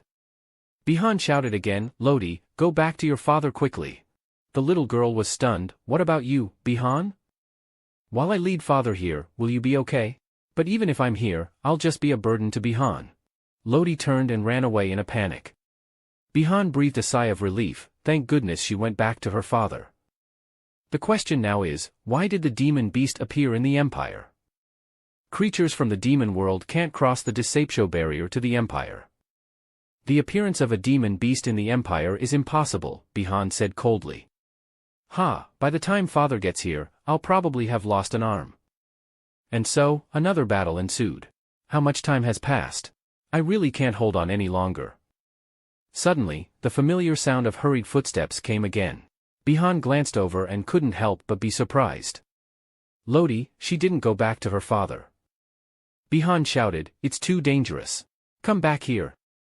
Earlier, Lodi had considered for a while and decided that it was safest to go back to her father now. But Bihan is in danger, so... Recalling Bihan's previous words, one branch is weak, but if you tie many branches together, it's quite strong. Plus, if you glue them together with saliva, it's even stronger. That's it. Lodi quickly ran over and threw the bundle of firewood she had picked up earlier into the demon beast's mouth. Then she took Bihan's hand and said, let's go. Run quickly. After running for a while, Lodi was a little tired. Seeing Lodi panting like this, Bihan thought to himself, it must be too much for Lodi. He followed closely behind, unable to stop. It's better to pick her up and go. And so, Bihan carried Lodi and ran away. Lodi looked back and was a little scared. It has chased all the way here. Seeing that it was a dead end ahead, Lodi panicked and said, "What should we do?" Bihan gently put Lodi down and calmly reassured her, "Don't worry." The boy thought cautiously, if a human falls from this height, it will definitely be life-threatening. But if I hold Lodi, she will be safe. Finally, Bihan hugged Lodi tightly and said in a serious voice, "Lodi, hold on tight to me. It will be okay." And so, Bihan hugged Lodi tightly and jumped off the cliff before the demon beast arrived. Lodi suddenly woke up. The little girl jumped up. "Did I fall from the cliff earlier? Did I pass out? Where is Bihan? Is this a cave? I just mentioned him and he appears." Bihan appeared right beside her and asked, "Are you awake? Try to stand up." Lodi noticed that his hand had a big wound. "Why are you so injured?" "I know without asking why. It's because you fought that demon beast. And you hugged me and jumped off the cliff so I wouldn't get hurt. You're the best brother ever. This is nothing. It's not a dangerous poison. I'll be fine in a few days." That's what Bihan thought, but for Lodi, it was impossible. She shouted, "This is nothing? You scared me." Bihan was startled and felt wronged. "I told you to go back to your father, but why did you come back to this dangerous place?" Hearing this, Lodi retorted, "How could I abandon you? You're clearly injured." Bihan argued, "Even so, you should have gone." Lodi asked back, "If I told you to go, would you go?" Bihan wanted to argue, but looking at Lodi, he couldn't say anything. "I'm sorry for losing my temper. I was wrong. It's just that I was worried about you." So the two of them decided to go out and find a way out, but the heavens seemed to like to tease people, and it started to rain. This forced the two of them to wait for a while before they could continue. Fortunately, in misfortune there is fortune. The rain could wash away the scent of the two of them and temporarily avoid the monsters. As they were talking, Bihan suddenly clutched his head in pain and then became dizzy. Looking at the state of him, it seemed that the poison had started to take effect. Lodi worried about him and wondered when her father would find them. On the other side, the Duke and Veronica followed the blood trail of the demon beast. The black blood was mixed with silver-colored powder. The substance was over there. Also, not the same size. The Duke, after seeing the red blood, speculated that there was also blood from the naughty little ones. Veronica searched for a while but found nothing here, but she couldn't be at ease either. The Duke also agreed with this, as Bihan was still not able to use his full power. He just hoped that the two children would be safe and sound, so he decided to go out and search before the weather turned bad. With that, green swords appeared around Veronica. She replied, "I know, Lord Damien." Back to the little girl, Lodi tried to use her ribbon to soak up water into a piece of cloth. She brought it to Bihan to reduce his fever, but something seemed wrong here. The towel was too heavy and full of water, and it fell with a plop on Bihan's face. Bihan said helplessly, "Lodi, I don't think that's how you do it." Lodi was also taking care of someone else for the first time, so she was a bit clumsy. "Sorry, I'll do it again." Saying that, she wet the cloth again and put it back on his forehead, hoping that Bihan would feel better. Suddenly, Bihan spoke up, "Lodi, don't eat that." The little girl didn't understand what he was saying. "What are you talking about?" But he was rambling now, so she probably answered whatever he asked. Lodi took the opportunity to ask for information. "Why do you love Lodi so much? If you don't really see me as family, but just as your master's daughter, then why?" Bihan opened his eyes and replied, "Lodi, you're cute and small. I always watch my father's face, but you're different. You're always confident." Always believing that she heard wrong, the little girl thought the poison had spread to his head. Lodi felt more and more that something was wrong. "I'm all grown up, so what does that have to do with it? I just want to do what I want," Bihan continued. "And above all, because you chose me as your family before you came to Proteum. I'm just trying to survive. Family is something so distant that I don't even dare to dream of. That's why this first and only family is even more special to me. So how could I not love my sister?" Lodi was very surprised. Bihan had never shown his true feelings to anyone else. It was only she who had always been suspicious. The two of them were so engrossed in their conversation that they didn't notice that a monster was lurking above. Suddenly, the demon beast roared, and Bihan quickly shielded the little girl, Lodi, in fear. Now Bihan was also having a hard time standing up. What should they do? Suddenly, there was a noise, and Lodi closed her eyes. Then a voice called out her name, Lodi, Lucia. Outside the cave, a red magic circle appeared. The Duke was fighting the demon beast outside, and Lodi immediately recognized that it was the Duke. Father is here. The little girl immediately ran over and hugged Damien's neck. Then she cried, Father, we were so scared. Bihan is hurt too. Why did you come so late? The Duke hugged her tightly and apologized, then looked over at Bihan and asked. Lodi, how long have you been here? What happened to the demon beast? There was no need to ask what the fate of the unlucky demon beast was. Veronica took up her sword and fought it with all her might. Just as the fight was getting interesting, the Duke hugged her and turned her face away so she wouldn't see the bloody scene. The Duke held her tightly and said, Let's go home now. Velant looked panicked and asked, What's going on? Veronica then gestured towards the sleeping young lady. Bihan was about to ask a question. Who was the one who brought the demon beast to the Empire in the first place? The Duke speculated that if you wanted to get to the Empire, you had to go through the gate, so there must be a record of it. Bihan heard this and said, Then I'll try to check it out in my hometown. But the Duke wanted him to rest.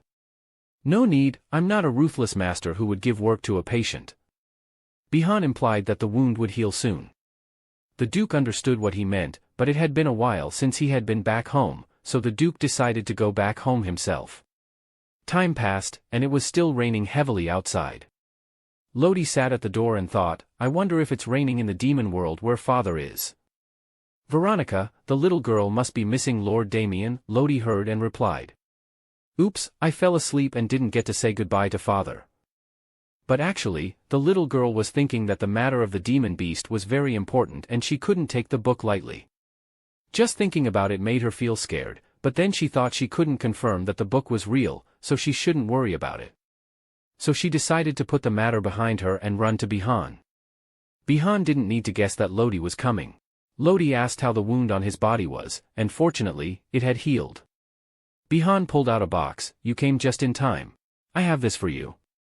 He had prepared it when he returned home, but he was only just giving it to her now. Inside was a bracelet with protective magic linked to the earring Bihan was wearing. If Lodi wants to let me know her location, the bracelet will notify me. That was the function of the bracelet. Lodi heard this and asked. Only when Lodi wants to, right? This game is dangerous. Hearing this, he chuckled, Of course, normally I wouldn't know. But actually there's another magic inside that I can't tell Lodi about. And I also hope that I won't have to use it. I hope that the bracelet won't be destroyed. Back at Bihan's hometown, the Duke arrived and grumbled. Do you know how many days it's been since I had to greet you kids like this? The children heard this, but actually they just wanted Damien to come home more often. At this time, a boy came to report the situation. Duke, I have verified what you asked me to look into. I will go in and report now. And the result is that there is no sign of the gate being used during that time. But if it's the demon race, there is a way to get through without using the gate. It's just that the demon beasts can't, that's the problem. The impossible is happening again. The Duke crumpled up the paper and thought to himself, on top of that, my daughter was injured because of it.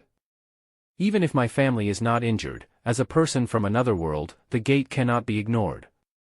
As he was feeling down, there was a voice outside. Another demon wanted to go in to see the Duke but was stopped.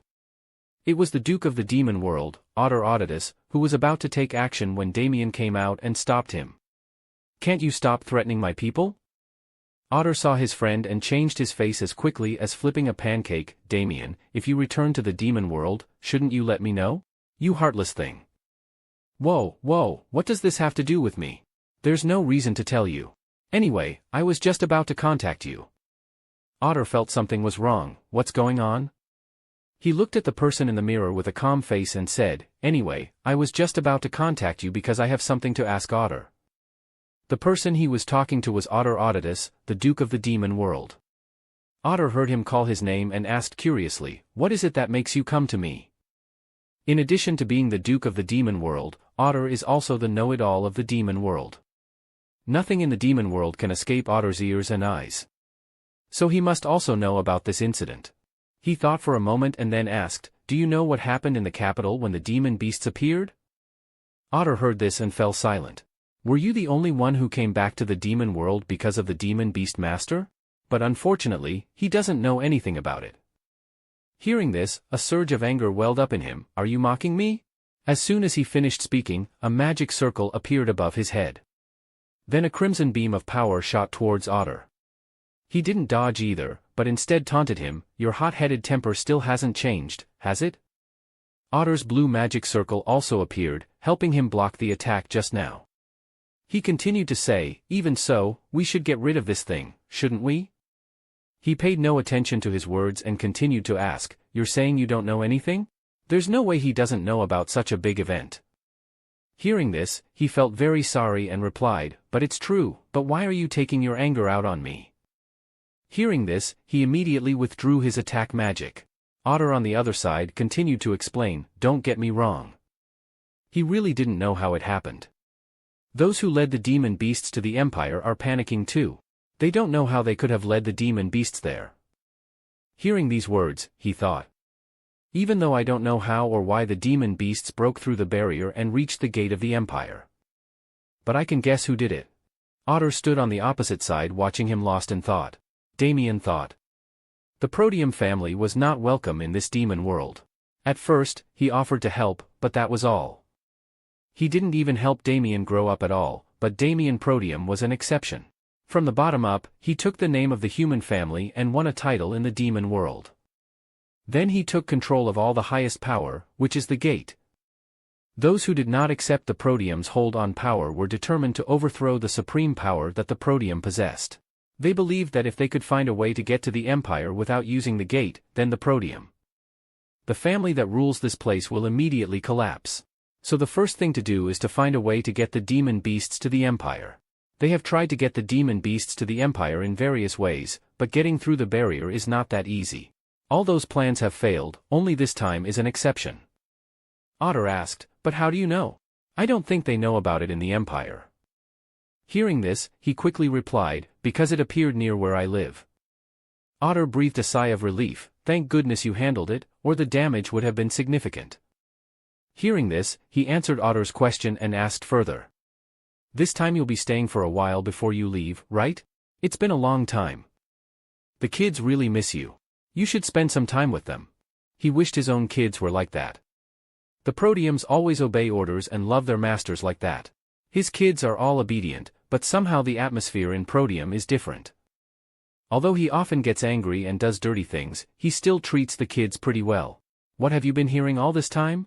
He finally answered, "I'm going back home today. I'm not planning to stay here long." Otter was curious. "Why? What's the matter?" "The kids are always waiting for you.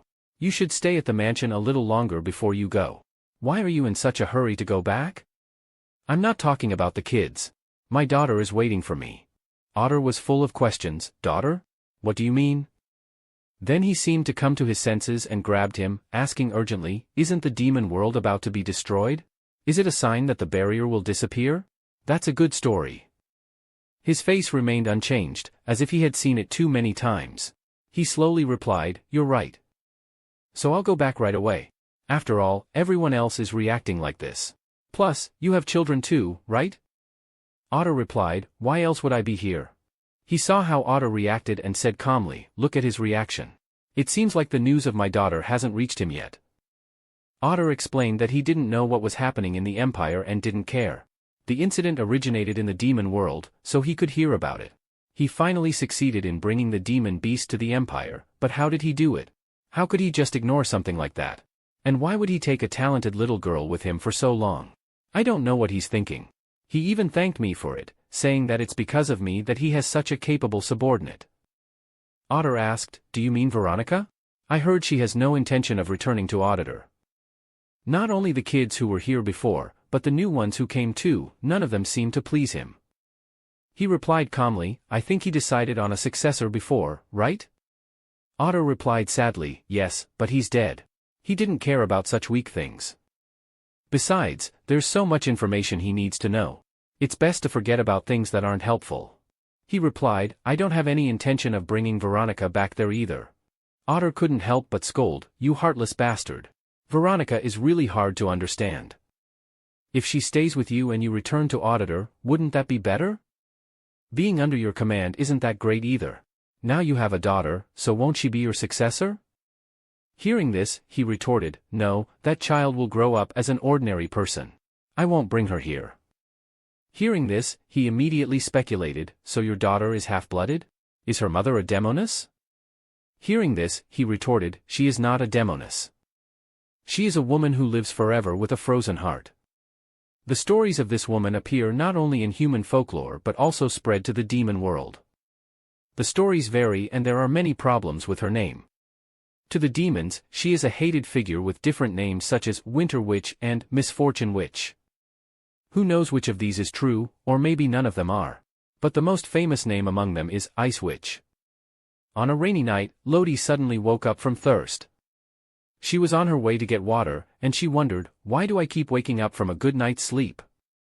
Because I'm thirsty. She told herself, I need to hurry up and go back to sleep. As soon as she picked up the cup, she heard a noise.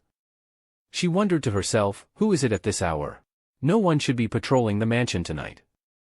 She told herself, it can't be Veronica. The maids are all asleep too. Could it be a thief? Thinking of this, she suddenly felt scared, but she quickly ran towards the source of the noise. As she walked, she thought, although she doesn't know which thief has the guts to sneak into this Proteum mansion to steal property, she cannot just ignore it. As she ran closer to the person suddenly stopped. She startled and hid behind a pillar, thinking, did he find me? What should I do? Should I run or call out? Suddenly, she heard a sound getting louder, guessing that he was walking towards her, and she became even more afraid. But right now, the person who appeared before her was her father. He was surprised to see her and exclaimed, my daughter. She was relieved to see him and exclaimed, Dad, is that you? Seeing that she didn't answer, he continued, I thought you weren't going for a walk tonight. She heard this and wondered to herself, what is my father talking about? She asked, why would I go for a walk at night? I go for walks during the day. Hearing this, he realized that his previous statement was a bit strange, so he said again, you're right, daughter. You should go for walks during the day. Are you just waking up? She heard this and replied, yes, I was thirsty, so I came out here to find some water. Suddenly, she asked him, Dad, why didn't you tell me anything about the mansion when you arrived? You didn't say anything when you left either. Why don't you tell me? It's true that according to Veronica, if you return to the demon realm, you will be there for a long time. But you returned sooner than Veronica said, didn't you? Could it be that I'm the only one who didn't hear it? She talked a lot, but she just wanted to blame him for not telling her when he left and returned.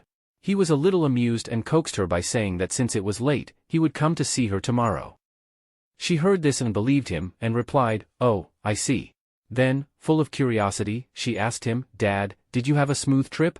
What was the demon realm like? I went all over the mansion today, looking at the rooms, eating lunch and snacks, and even hearing her happily recounting her fun while he was away, he felt a little sulky and asked, it seems like you're fine without me, huh? It would take more than a day to hear everything. But now she had to go back to sleep, so he asked to take her to her room. She heard this and asked him to wait until they got to her room, and then she would take him home. Her room and her father's were far apart, so it would be a long way back. He heard this and said lovingly, then I'll take you back to your room. She heard this and agreed, so she could only say that next time she would take him home. He agreed gently and lovingly told her that children should sleep well at night in order to grow up quickly. She looked down the dark hallway ahead and clung to his leg in fear. Suddenly, a flash of lightning struck outside, making her even more afraid and clinging to his pants. He saw this and asked, are you scared? She heard this and out of pride, she replied, no, I'm not scared. I just startled. But her actions were more honest as she clung tightly to his leg. He saw this and realized that she was scared. Without a word, he quickly hugged her to his chest and made a suggestion, let's sleep together tonight, father and daughter. She heard this and thought, I'm so old now. Is it okay to sleep with Dad? After all, it was the thunder that made me startle.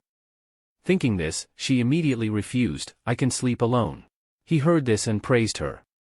But then she suddenly thought, maybe her father needed her to sleep with him, so she asked, Dad, are you also afraid to sleep alone on a stormy night? He heard this and was a bit speechless, but only for a few seconds. Then, he pretended to be pitiful and replied, yes, I'm very scared. He thought it wasn't nonsense, but just a reminder of the incident a few days ago when she almost got into an accident because of the thunder and lightning.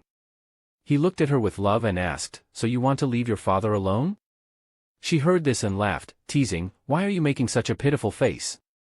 Scene changed to his bed. She was lying down and sighing, "The bed is so big and it's so comfortable to move around." He heard this and asked, "Is your daughter's bed soft?" She heard this and replied honestly, "My father's bed is bigger than mine. Give me the bigger one." He heard this as if he had understood a great principle and said, "So my daughter likes big things." He put this aside for now and sat down to coax her to sleep. But even after they had been lying down for a long time, she still wouldn't close her eyes. He saw this and had to ask, "Can't you sleep, daughter? It must be because you were woken up in the middle of the night." She heard this and nodded in agreement. Suddenly, he spoke to her in a gentle voice, "Good night, sleep well." Then he closed his eyes as if he had fallen asleep, but his hand was still caressing her and his mouth was humming a lullaby. She heard this and asked curiously, "Is Dad singing a lullaby too?" He heard her ask this and asked back, "What do you think of me, daughter? But you're the second one. This is an honor." She heard this and asked curiously, "Who is the first one?" He didn't respond, just said for the little girl to try guessing, "It's easy." She heard this and thought to herself, "The first part." Unlike the lullaby of the Empire that Veronica sang for her, she had heard this song before. Thinking about this, she made a guess and gave an answer, "Mom Lodi? So does Dad tell stories about Mom? Can I, on?" He heard this and asked his daughter, "Aren't you going to sleep?" She heard this and said sweetly, "The little girl will think of the story her father tells as a lullaby, then she can sleep." He heard this and praised the little girl for being clever and articulate. But in his heart, he secretly wondered how he should tell the story so that she would like him. He recalled the scene of the girl he loved talking to him. Damien said that she loved him very much and gave him her whole heart. But for some reason, she was hesitant, but because she chose death, she would not love him anymore. At first, I was the one who predicted that she would fall in love. In the quiet night, the only thing left was the sound of his storytelling. He was like a bad omen, unable to do anything he wanted and just being swept along. Lodi heard her father talk about her mother, so she also spoke up wanting to tell her father what her mother said about her father. She said that her mother said that her father was a sentimental person. He heard this and asked lovingly, "What do you think, daughter? Do you feel that way?" She heard this and replied bluntly, "To be honest, I used to think my mother was lying, but now I see that she was right." He heard this and smiled happily, exclaiming, "That's great. I told you so." He wished her good night again. This time, his precious little girl was fast asleep. He gently wished her a beautiful dream. But she didn't know that early the next morning, the maids were frantically looking for her. "Oh, Lodi," she wondered as she looked inside. There was nothing in Lodi's room. The heroine's room was suddenly empty, with nothing left. "Oh, there you are." Veronica suddenly entered. Lodi hurriedly said to her, "Veronica, Lodi's room." She knew Lodi's feelings, so she calmly replied, "Yes, the young lady's room has been changed." "What?" The heroine looked at the new room with a dark face. "Is this it?" "Yes," Veronica replied calmly. "I heard that the young lady likes spacious places," Lodi cried out in her head. "But it's too big." In front of her was a magnificent room with flowers and lights, many times larger than the old room. Dad really has no sense of proportion. To be honest, we don't need any sense of proportion either. She thought to herself, could it be that because I said I had been all over the mansion, Dad made this room so big for me to play in? Veronica happily said to her, even if the young lady didn't say she liked spacious places, we would have changed rooms for her that day. Why? Lodi lived well in the old room, but that room was too simple for someone like the young lady to use. She continued, actually, the first time the young lady came here, I took her to the annex to get her used to the place. Now the young lady has adapted well and is more used to living in the mansion. It's time for her to move to the main house. Lodi exclaimed, so in the original novel, I couldn't adapt to life in the mansion? Lodi remembered the scenes that had happened in the story. The scene where the heroine of the novel asks about her room appears when she is introduced to the annex. If she thought about the attitude of the maids in the book. Indeed, it would be difficult to adapt easily. I even thought about leaving the mansion when I grew up, even though I'm closer to my father now and the maids have changed their attitude towards me. In the novel, if the misunderstanding is never resolved, Tra will still think that I hate my father and continue to keep my distance. I will also think that my father hates me and will constantly avoid him, but I need family. It is clear that the story will go in a negative direction. Veronica gently reminds the heroine that it is time to meet the Marquis. Oh, that's right. I'll be right there.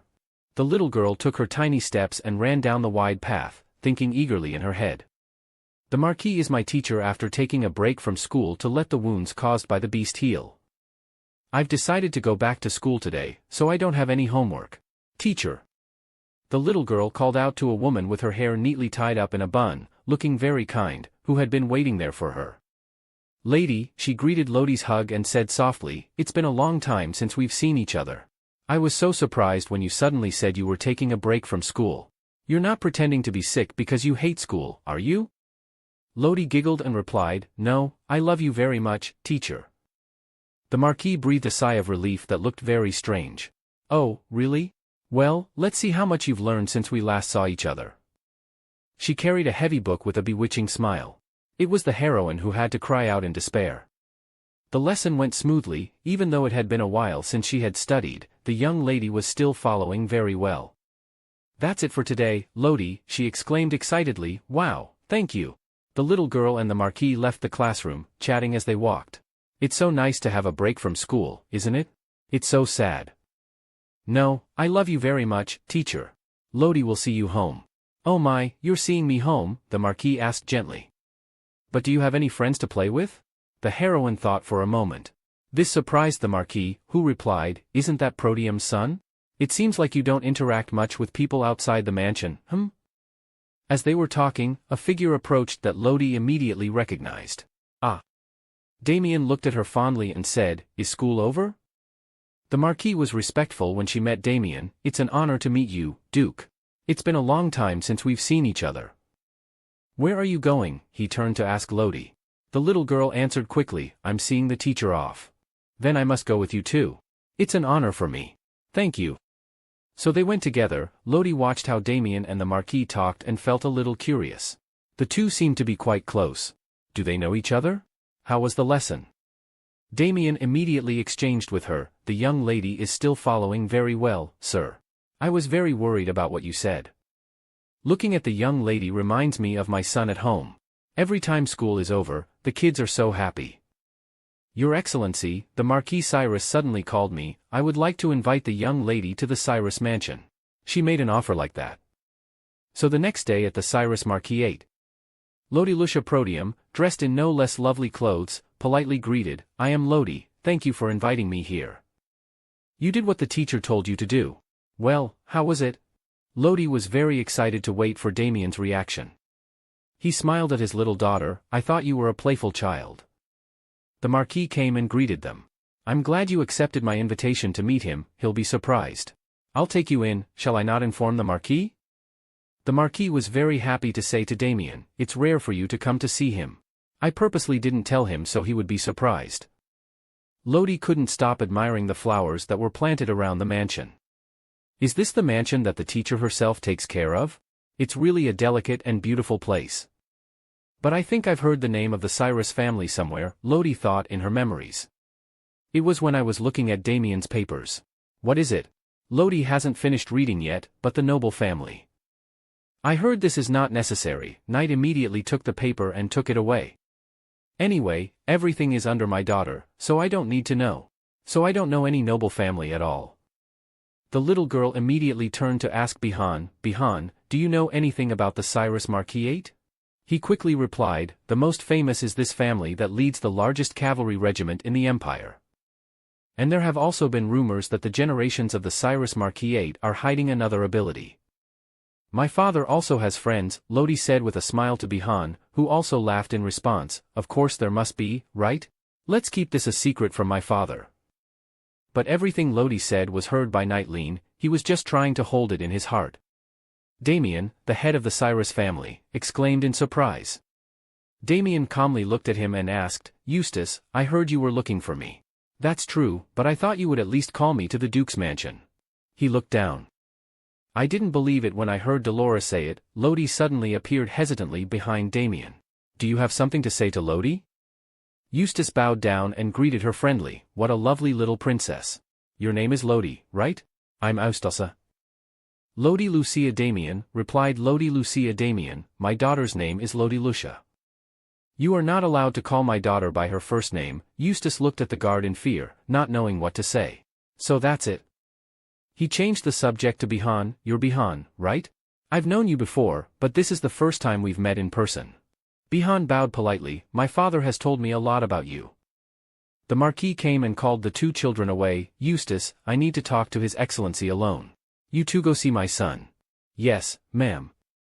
But Eustace hesitated strangely. The boy's name is Joshua, he's probably in the room. Let's go. Lodi was very excited, surrounded by many flowers. Bihan, let's go. Wait a minute, I've heard this name somewhere before. Why does it sound so familiar? The book Joshua appeared again. Lodi's heart pounded a few times. Joshua Cyrus, the little girl was sure in her head, Joshua is the only son of the Cyrus Marquis. The name of the male protagonist in the book. Me and my father, then the beast, and then the Cyrus family. Why do you keep dashing my hopes? I thought the future in the book wouldn't happen. Joshua in the book is introduced as the son. The only one of the Cyrus Marquis, the son with the hope of carrying on the family's tradition of leading the cavalry of the Marquis and his wife. Joshua is not in good physical condition, but he is talented in another field, which is magic. Since he was a child, Joshua has realized that he has a talent for magic. But he hid it because he didn't want to attract attention. Then one day, a beast appeared in the academy before the female protagonist, who was in danger. Joshua saved her from the beast. Thanks to that, the female protagonist became interested in him. And then the two of them fell in love. Then Joshua became the next head of the Cyrus family. And to gain the power befitting the male lead, Joshua and the female lead had a fairy tale-like romance. Like any other romantic story, the two had their own happy ending, because the world was on the verge of destruction due to the beasts. Lodi swallowed hard. That was all she could remember about Joshua. Let's go see Joshua, Eustace said with a chuckle. Maybe you two will get along. You're the same age. Why is he so flustered? Lodi looked at the Marquis curiously. The heroine suddenly thought, the novel says that Joshua can't meet the family's expectations, so he doesn't want us to meet him. Is he ashamed of his son? What a terrible father. Lodi glared at Estes, who didn't understand the little girl's gaze. The Marquis led them away, saying, Joshua is a very kind boy. I'm sure you two will get along. I told him guests were coming, but who knows where he went. The door opened, and the room was empty. The Marquis was a little embarrassed and said to the two, What shall we do? I'll go look for him. You two wait here for a moment. Yes. Lodi was determined, clenching her fists. The teacher had invited her and her father to the Marquis's mansion, so she couldn't let the teacher down. We'll be good and wait here, Lodi replied politely. Don't worry, ma'am. What a good little lady, the Marquis said. You're all here, and I apologize. This is the guest room. You two can rest here, she said carefully, or you can explore the Marquis's mansion. I'll bring you some snacks. If you see a cat wandering around, don't be surprised. It's free to roam the mansion. I won't flinch, thank you. Are you sorry? Bihan opened his book and said to Lodi, while the heroine replied, nibbling on a cake. Sorry for what? The teacher invited us, but that kid isn't here. Isn't it because he doesn't want us here? Lodi huffed. It seems like he doesn't like outsiders like us.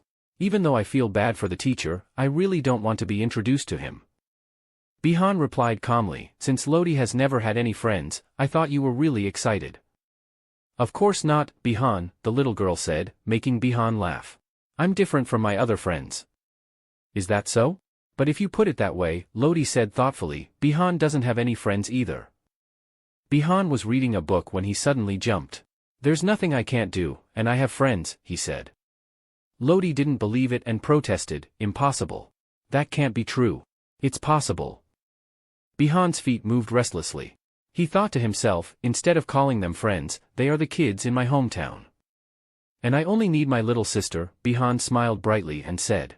Both of them burst into laughter. In the study, Damien's voice was much lower. I heard there was an incident, Joshua said. It seems like it's only been a few years since Joshua, right? Of course I know Eustace is married. Because I attended the wedding then, and I also heard the good news from the Marquis and his wife. I remember Eustace's happy face, as if he had the whole world. But that child, Eustace quickly said, don't talk about it. Dolores doesn't know about it. That's all. I don't mean to ask too much. It's not a happy thing. So why did you send me a letter? I tried several times, what does that mean? That was the question. Eustace was tense and swallowed hard. You've known me for a long time, so you know I won't answer any questions other than work. If there was something, you would have written it in the letter, but you just wrote that you wanted to meet. I thought it was probably nothing, so I ignored it. Until the Marquis invited me personally. It seems that there is something you must tell me. But I can't write it down because other people might read the letter, right? Eustace was tense and replied softly, yes, the beasts have appeared. Not just once, Damien's eyes suddenly turned red, Eustace continued. Although they appeared in unpopulated areas and were weaker than previous records, they were quickly dealt with. But if this continues, it will be difficult. Who knows about this? Damien asked me and His Majesty. As well as a few knights who survived after dealing with the beasts, Eustace hesitated, Damien. You don't know, really? Duke Damien straightened up and replied to him. Since Prody is in charge of the gate to the demon realm, if you suspect me, I can assure you that it is not. Thank goodness I don't want to suspect you. Thinking to himself, the beasts have appeared many times, not once but many times. Just now I learned about it. Otter, you're good at deceiving me too. His hands clenched into fists until the veins bulged. He asked again. When was the first time the beasts appeared? Around December of that year, I remember it was the record cold time, an unusually cold winter. I can't forget it even if I want to. Damien fell into thought, that was when my daughter came, Prody. It's so cold. Lodi's voice echoed in the cold winter, Mama, is it bad? Why don't you let me out of the forest? Lodi mumbled to herself as she walked, Lodi wants to go out too. She was still a very little girl. Cherishing her dream in her heart and looking out there, she wondered why she felt like going further today. The heroine's feet moved faster and faster. Something was calling Lodi. Someone she didn't know? Her eyes widened and she looked ahead. Is the sound coming from here? Oh my, Lodi just woke up from a dream. She was lying on a large bed with no one around. Was it a dream? Bihan? Lodi sat up in bewilderment and looked around. Where did he go? The heroine quickly got out of bed and went looking for Bihan. It seemed that while she was sleeping, Bihan had brought her here. I have to go back to Bihan. Her eyes suddenly saw something.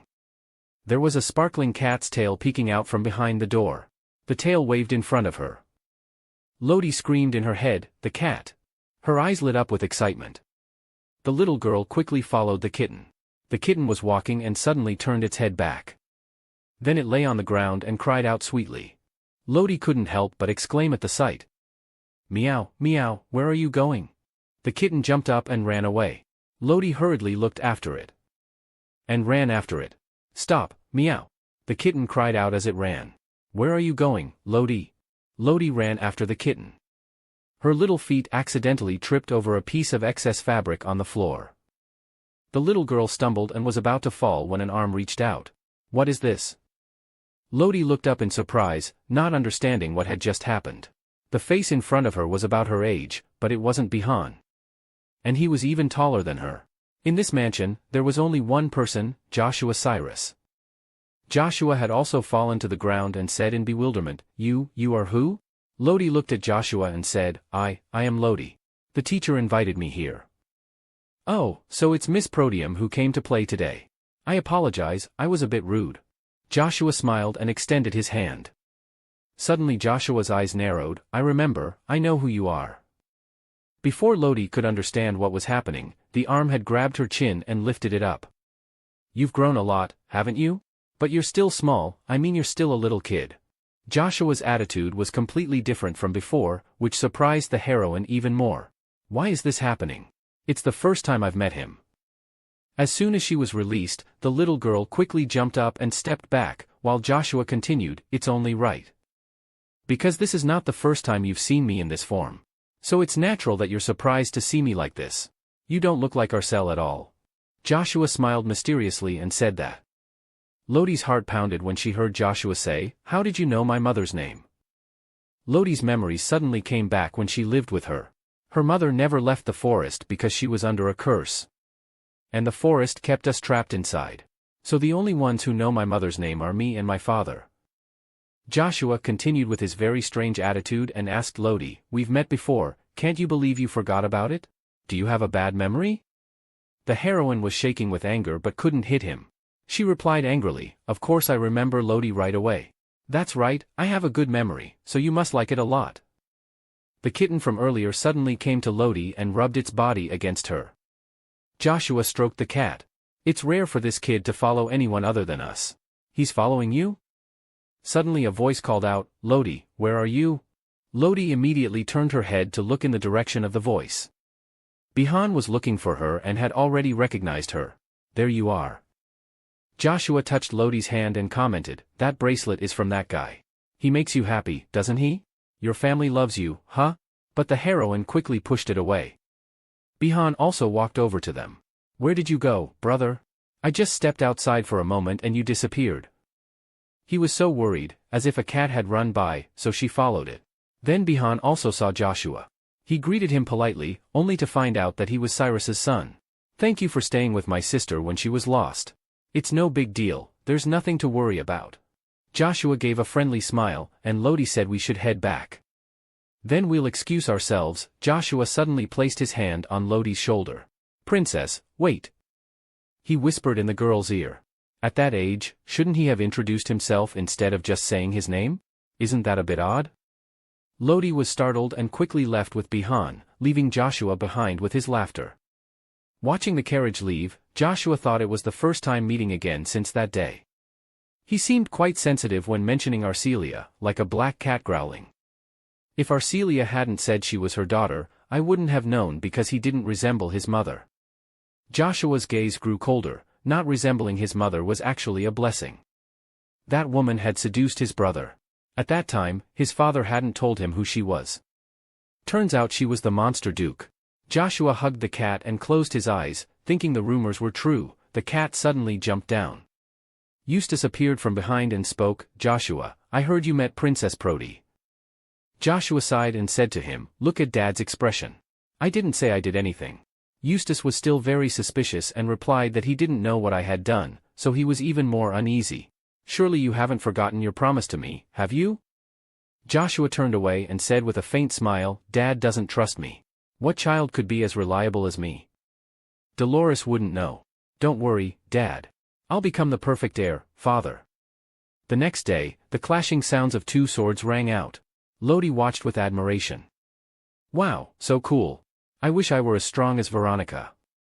"If that's the case, wouldn't I be useful when the beasts appear?"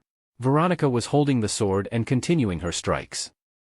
The clashing sounds continued, and then she successfully made her opponent drop his sword. Lodi looked at her with admiration. "Veronica is so cool.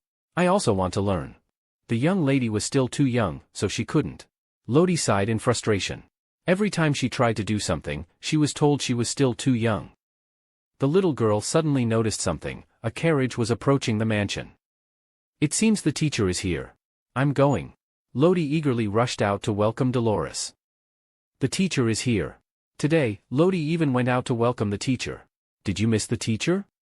Her voice grew smaller and completely froze when she saw someone following Dolores.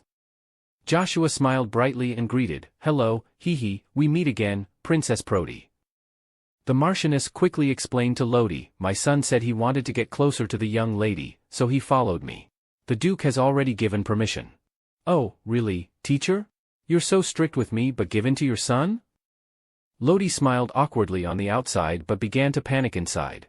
"My dad is the same. I guess all parents are like that." Joshua approached and shook hands very friendly. "I hope the princess will help me today." "Yes, you too." The main character exclaimed in her mind, "A tiring day is here, Princess Lodi Lucia." Dolores placed thick, complicated-looking books on the table. "Today we will study these books." Too many, teacher," Lodi cried internally. Joshua cheerfully said beside her, "Princess Lodi Lucia. Do we always study such difficult books? I'm worried it's too hard for the princess, isn't it, mother?" Joshua shrugged and said that to Dolores. Lodi and he exchanged forced smiles, both feeling awkward. Lodi felt provoked. Fired up, she threw herself into studying. "No, teacher, Lodi, can't you finish all this?" "Not today. I'll study a lot today." Dolores laughed cheerfully at the scene. The princess is really commendable. Thankfully, the princess and Joshua will surely become good friends. Despite the challenging content, the little girl kept up surprisingly well. The Marchioness looked at Lodi's diligent figure and thought, every lesson exceeds expectations. The first time we met, I was very worried. Do you want me to teach basic etiquette? Dolores looked at Damien in surprise and said, are you sure? Yes. I hope you will teach basic etiquette, like how to use a fork.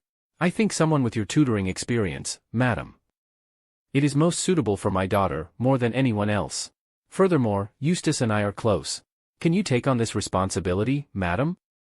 Dolores, of course, did not refuse but still worried, thinking in her head that she had to teach the young lady of a noble family, the daughter of Duke Proteus, who didn't even know basic etiquette such as table manners. Your Highness, please leave it to me. I will try my best. How worried I was while preparing the lesson because I didn't know much about the girl living in Proteus. What if she is too naughty? What if she is unruly? Dolores thought anxiously. Since Duke Proteus asked you, I couldn't refuse, so I worried endlessly until I arrived at the Duke's mansion. Princess Lodi Lucia, whom I met at the mansion, despite my worries, Lodi was very polite and exuded her own charm when she first met Dolores, saying, hello, teacher. Just call me Lodi, she said, a very adorable girl. The Marchioness hugged Lodi happily, thinking, are all young ladies this adorable? Among the young ladies I have taught, this is probably the most adorable girl, just as the Duke said. Young Lady Lodi Lucia didn't know about etiquette, however, she was extremely proficient in the local language. Lodi held a book and read it fluently. But the princess said, the prince is crying and restless all night. Lodi could write this book, she excitedly said. Dolores immediately praised, the main character, the princess, is very talented, not only knowing how to read. The princess can also write, even writing essays easily.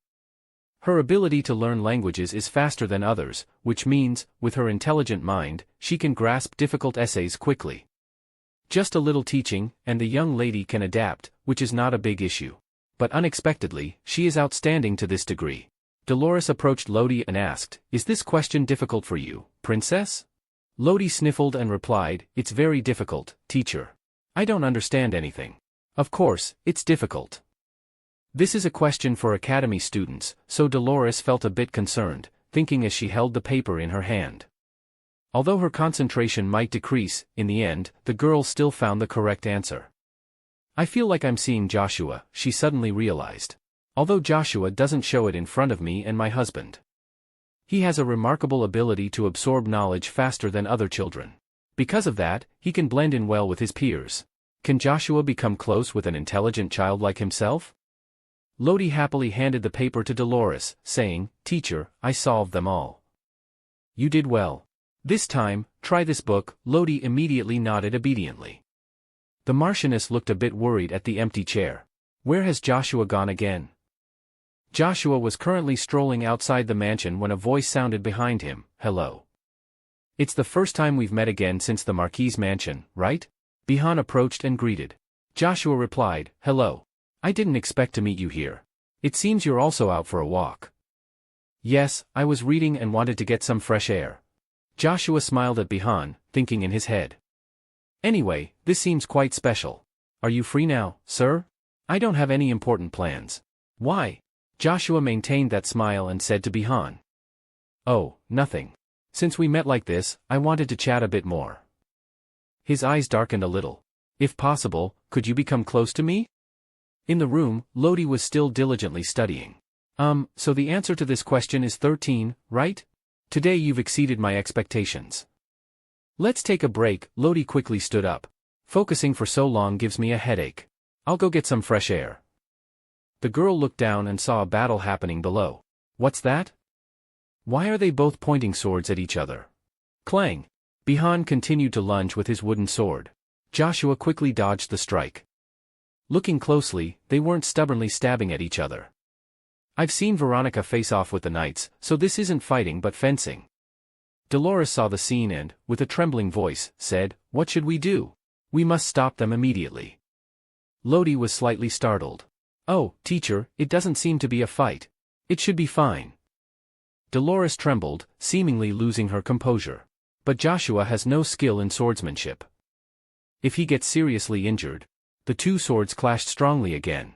Lodi observed and saw the situation was very different compared to Dolores's words, but he's parrying Bihan's moves quite well.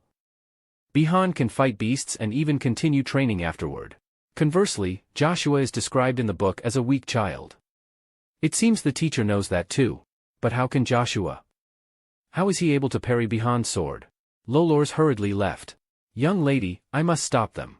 I will go down there right now. Teacher, when will you get to the first floor to stop them? This way is faster. The girl pushed a chair close to the window. Bihan, Joshua, stop. The girl stood on the windowsill and shouted. Lodi. Bihan was startled and looked up. The teacher is worried. Stop and put down your swords. The protagonist shouted from the upper floor. Lodi, get away from the window. Bihan exclaimed in panic, don't lean out, it's dangerous. You both have to stop, then I'll come down. Really? Lodi said. Her legs suddenly lost balance, and her body swayed. She seemed to fall out of the window. Bihan's eyes widened in panic, his heart pounding wildly. Both Bihan and Joshua looked at Lodi in horror. Lodi, he shouted. At that moment, the girl slowly opened her eyes. Before her was Joshua. At that moment, Bihan ran over, worried, and asked her. Then he looked at Joshua. Thank you for catching my sister. You're really quick. He quickly responded, it's nothing, I was just a bit surprised. At this moment, Lodi smiled and nervously looked up. I'm going to talk to that guy, no. To Joshua for a bit, so the girl went to a corner to talk with the boy. Thank you for saving me. I saw you two fencing, she said with a smile. Maybe because Marquis Cyrus commands the night squad, huh? So you're also good at swordsmanship, the girl began to feel intrigued. This is a character in the book, unable to speak such rude words. Because of his frail health, he couldn't even hold a sword. She saw his real swordsmanship ability. Almost the opposite of the male lead in the novel, the girl smiled. Everything that has happened until now is just a coincidence, or is there a story unrelated to that book? At that moment, Joshua spoke up, thanks to you, Dolores is suspicious of me. The girl was immediately annoyed and sighed right in front of someone else. Why is it my fault? And why were you two suddenly competing? You two aren't even close. He responded, I had something to confirm about that guy. Not that guy, but Bihan, she corrected him. Anyway, that guy uses magic, doesn't he? She looked up at her hand holding the magic ring. I heard Bihan made it in the demon world, he said. Magic doesn't work in this mansion. But why does your brother seem fine in a place where magic can't be used? The girl was puzzled. He continued, it's because the lady doesn't know how to use magic. When a mage enters a place where magic can't be used, they feel like their hands and feet are tied. She was still confused.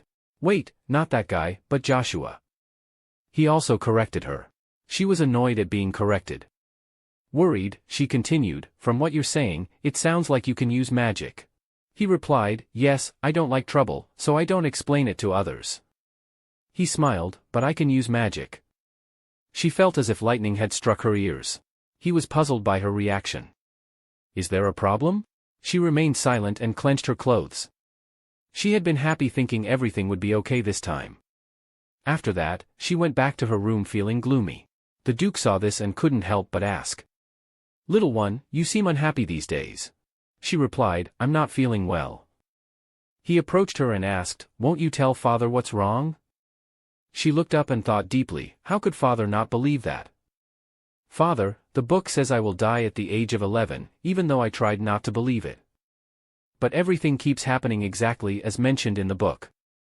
The girl doesn't want to die, but what can she do?